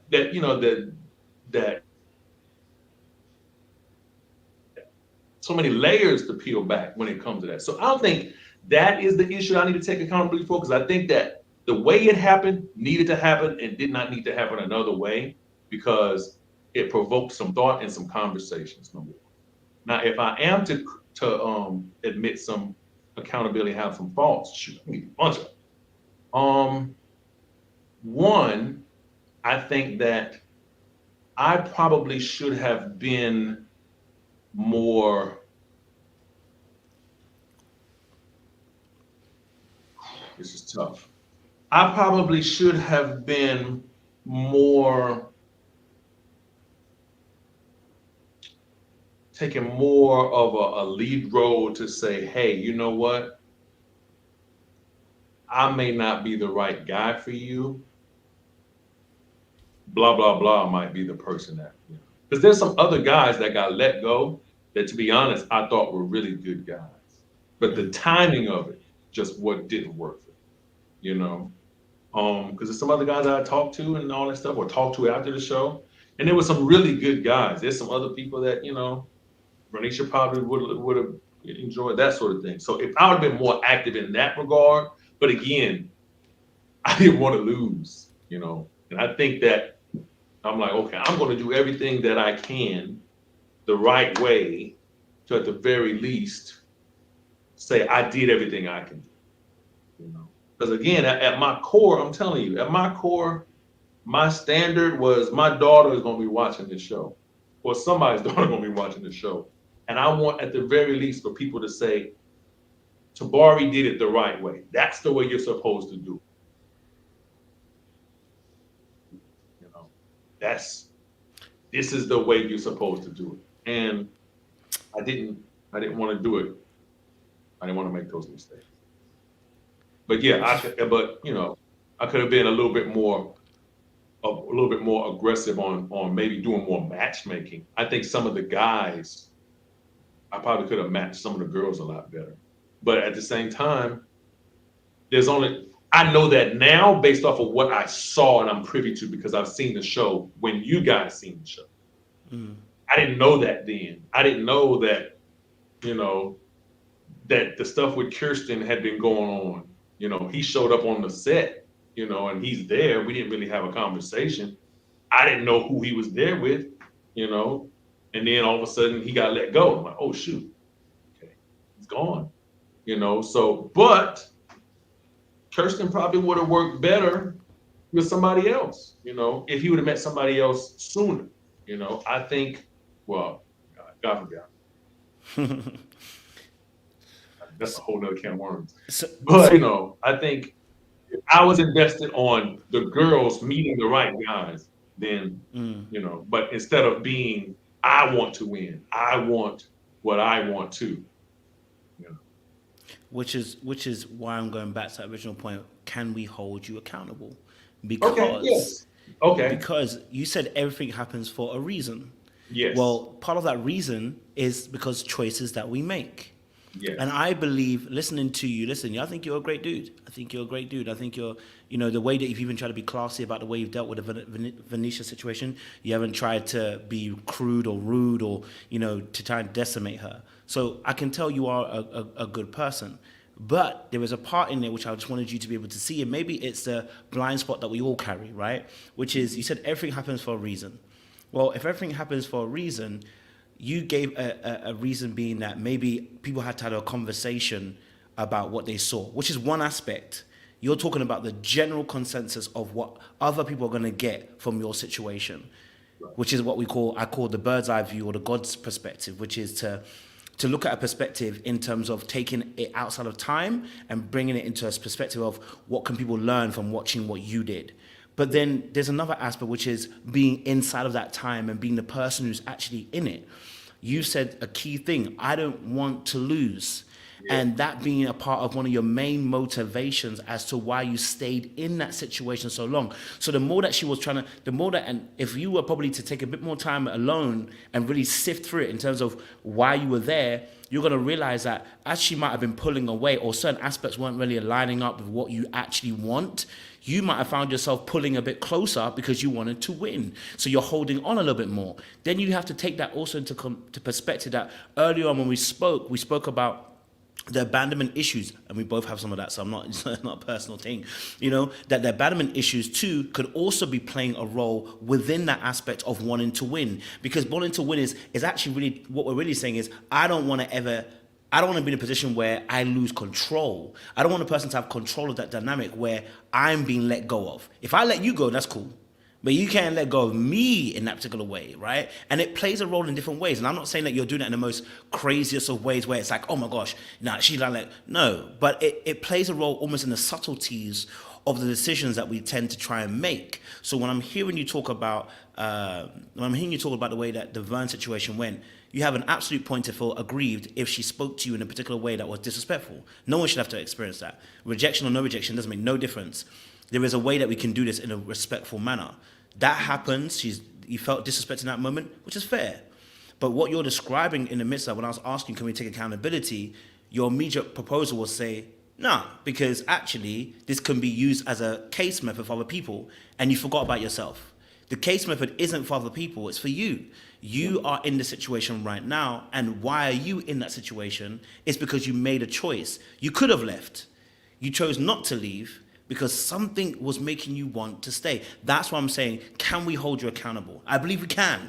And that accountability doesn't mean you are at fault for everything happening in a situation. We're talking about your own particular life. As in, when we look at your VT, your videotape rolling, you're going to look at it and go, I made these choices. Now, Vern will be held for what she did, but you'll be held for what you did because you stayed in that relationship, even though I can see, bro, when you really deep it, let's really look at this relationship. Y'all weren't on the same intellectual level. The conversation wasn't flowing. It wasn't electrifying, okay?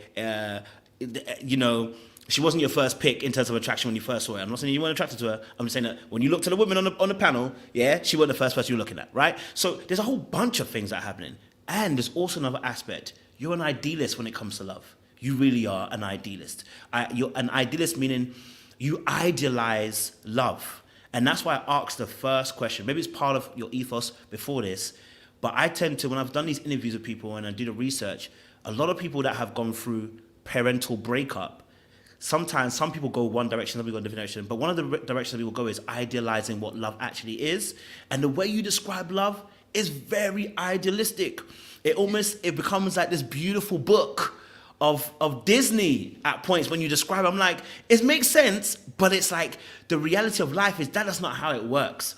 And so I think that all plays a part and a role in the way that you express what you're expressing in this immediate moment and talking about the relationship that's existing. That's why I said about accountability, because I think if they're romanticizing or idealizing love must also be coupled with the reality of life, which is there has to be a good balance. We can have some fantasy, but we need to also have the reality of what's happening right in front of us. Because when you describe it, I promise you, the way you're talking about it, bro, we are asking, you shouldn't even be here. Before the week is ended, you don't have to even be here. You don't, because what you're describing is something that wasn't working. And what she was giving to you, and you said that even at the end, you've been asking yourself, what's she giving to me? So then the question, why are you there again? It comes back to that very honest answer you gave. You gave a very honest answer, and I appreciate that honesty that you gave. I wanted to win.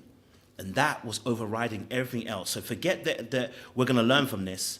For you personally, the fact that you wanted to win, it might have overridden what you were really seeing in that situation. And that then put on the pink tint glasses to see everything as, I'll make it work, I'll make it work, I'll make it work, I'll make it work. When really and truly, bro, this wasn't good for you. You know, it wasn't good for you. That's heavy. That's heavy. That is definitely something to consider. That is definitely something to consider. You should do this for a living, man. I mean, I don't have any other job, so it looks like I do.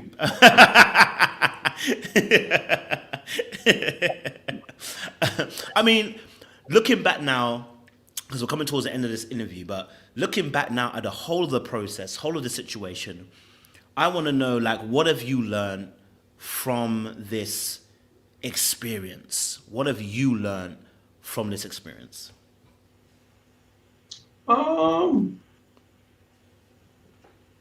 There's a bunch of stuff.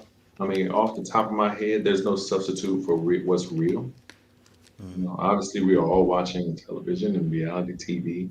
But at the end of the day, what's real is always the best. We can get caught up in all this AI stuff, but what's real is what's most important. Um, for me, also too, I was intrigued by how this was going to work.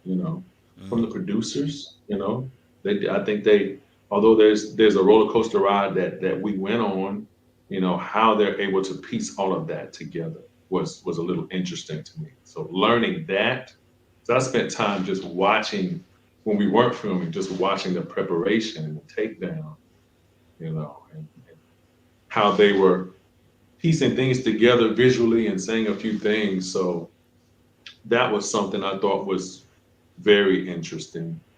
Um, and I think that overall, you know, it just goes back to real life is better. Real life is better, And if you have something real, that is priceless. We can get caught up in how people look and what they wear and all the superficial, but at the end of the day, when the doors close and the cameras go off, it's always going to come back to your core, and that is what you feel at your core and who you feel it with. And if that's not real, then, it's not worth TV, and it's not worth money. It's not worth anything. You got to be able to sleep at night. So what's real is better than reality TV. I appreciate it. I want to just appreciate you as well on this. We spent almost 3 hours together. First of all, thank you for your time. Don't worry about the time. We appreciate your time around here. I want to appreciate also too your honesty and your authenticity as well, and being vulnerable and having this conversation. And going back to your point about other people will learn, I think this is a great interview because it's good to see men that are willing to talk about how they feel. That receive well as well. When I gave you back the feedback, it wasn't like you were trying to fight me in that immediate moment. I think that's a beautiful thing to see, especially for the ladies who are watching too, because oftentimes we get a lot of negative press. I appreciate you and commend you for spending that time and being so forthright in the way that you express yourself. I think is essential. I commend you for that, honestly. So thank you so much for I that, appreciate Tabari. that. Thank you so much. I appreciate you. Thank you. And thank you to everybody. I'm not sure if people chatting or anything else, but thank y'all too. I appreciate y'all. I've been getting No worries. a lot of support that I just wasn't expecting. So, because I tell you, the stuff that I've heard about myself and people calling me names throughout the course, and I was like, wow, this is not what I expected, but the amount of support by people who I don't even know has been very, very heartfelt. And I just appreciate all the people who've supported, who watched, and added me and inboxed and all that stuff. So I wish you all the best. Thank you so much for blessings that you know and don't even know. Thank you. That's right. Anything that you're doing at the moment that you want us to get behind, you want us to get involved with, anything you want us to support, Wow. You can always follow me at Tabari Beyond on Instagram and Facebook. I'm in the process of doing some things coming up this year. I may be launching a podcast and right now, but I'm focused on the businesses that I have. So if you're on the Mississippi Gulf Coast, come out to the Amanet Hotel and Bistro. It's named after my grandmother. It's right downtown Gulfport. A lot of you come to the Mississippi Coast Coliseum to see shows. I'm one of the Coliseum commissioners that's over the whole Coliseum. So we invite you guys to come to the Mississippi Gulf Coast. Also, too, if you're also in the area, you'll also be able to hear my radio station, JZ 94.5. I'd really like you to listen to my father. He does his own talk show at 9 a.m. Monday through Friday. Social justice, political awareness. I mean, it is really, really cutting edge.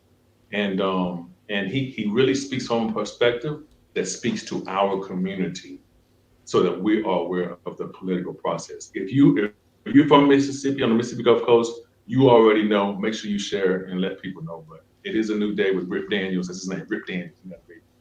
But if you could do that, that's my radio station, family owned. We've had it for about 30 years. And let's see that. You want to buy a house? I gotta sell your house too. I'm gonna own a brokerage, so Daniel's real estate as well as Denise Bush property stuff. You can do that too. I'd love to work with people, give you some financial literacy and financial freedom, and that's it.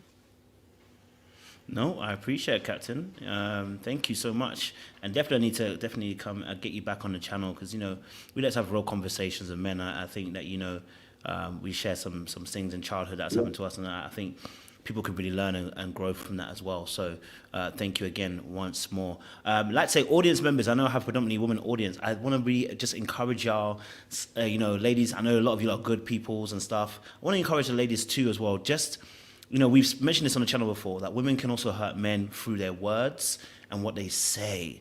I just want to encourage that men do have feelings. I know sometimes it's hard for people to understand that, but we do have feelings. And so just to put it out there, there are good people out there that, are affected by the words that we do say. So, but I appreciate you, Tabari, again. Audience, thank you so much for being respectful in the chat. Thank you for being respectful and keeping it classy in there. I know a lot of people have different points of views and stuff, but you all kept it classy in there.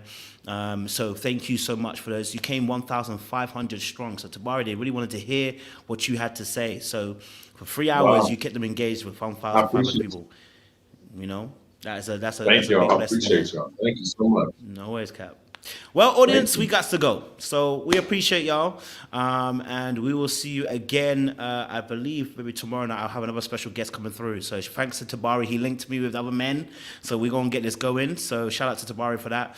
And we're going to be on in a few minutes' time because we've got the super panel to talk about Ready to Love last episode reunion. So we'll discuss that in a few minutes' time as well. Thank you, guys. Stay locked, stay loaded. Don't do anything I wouldn't do.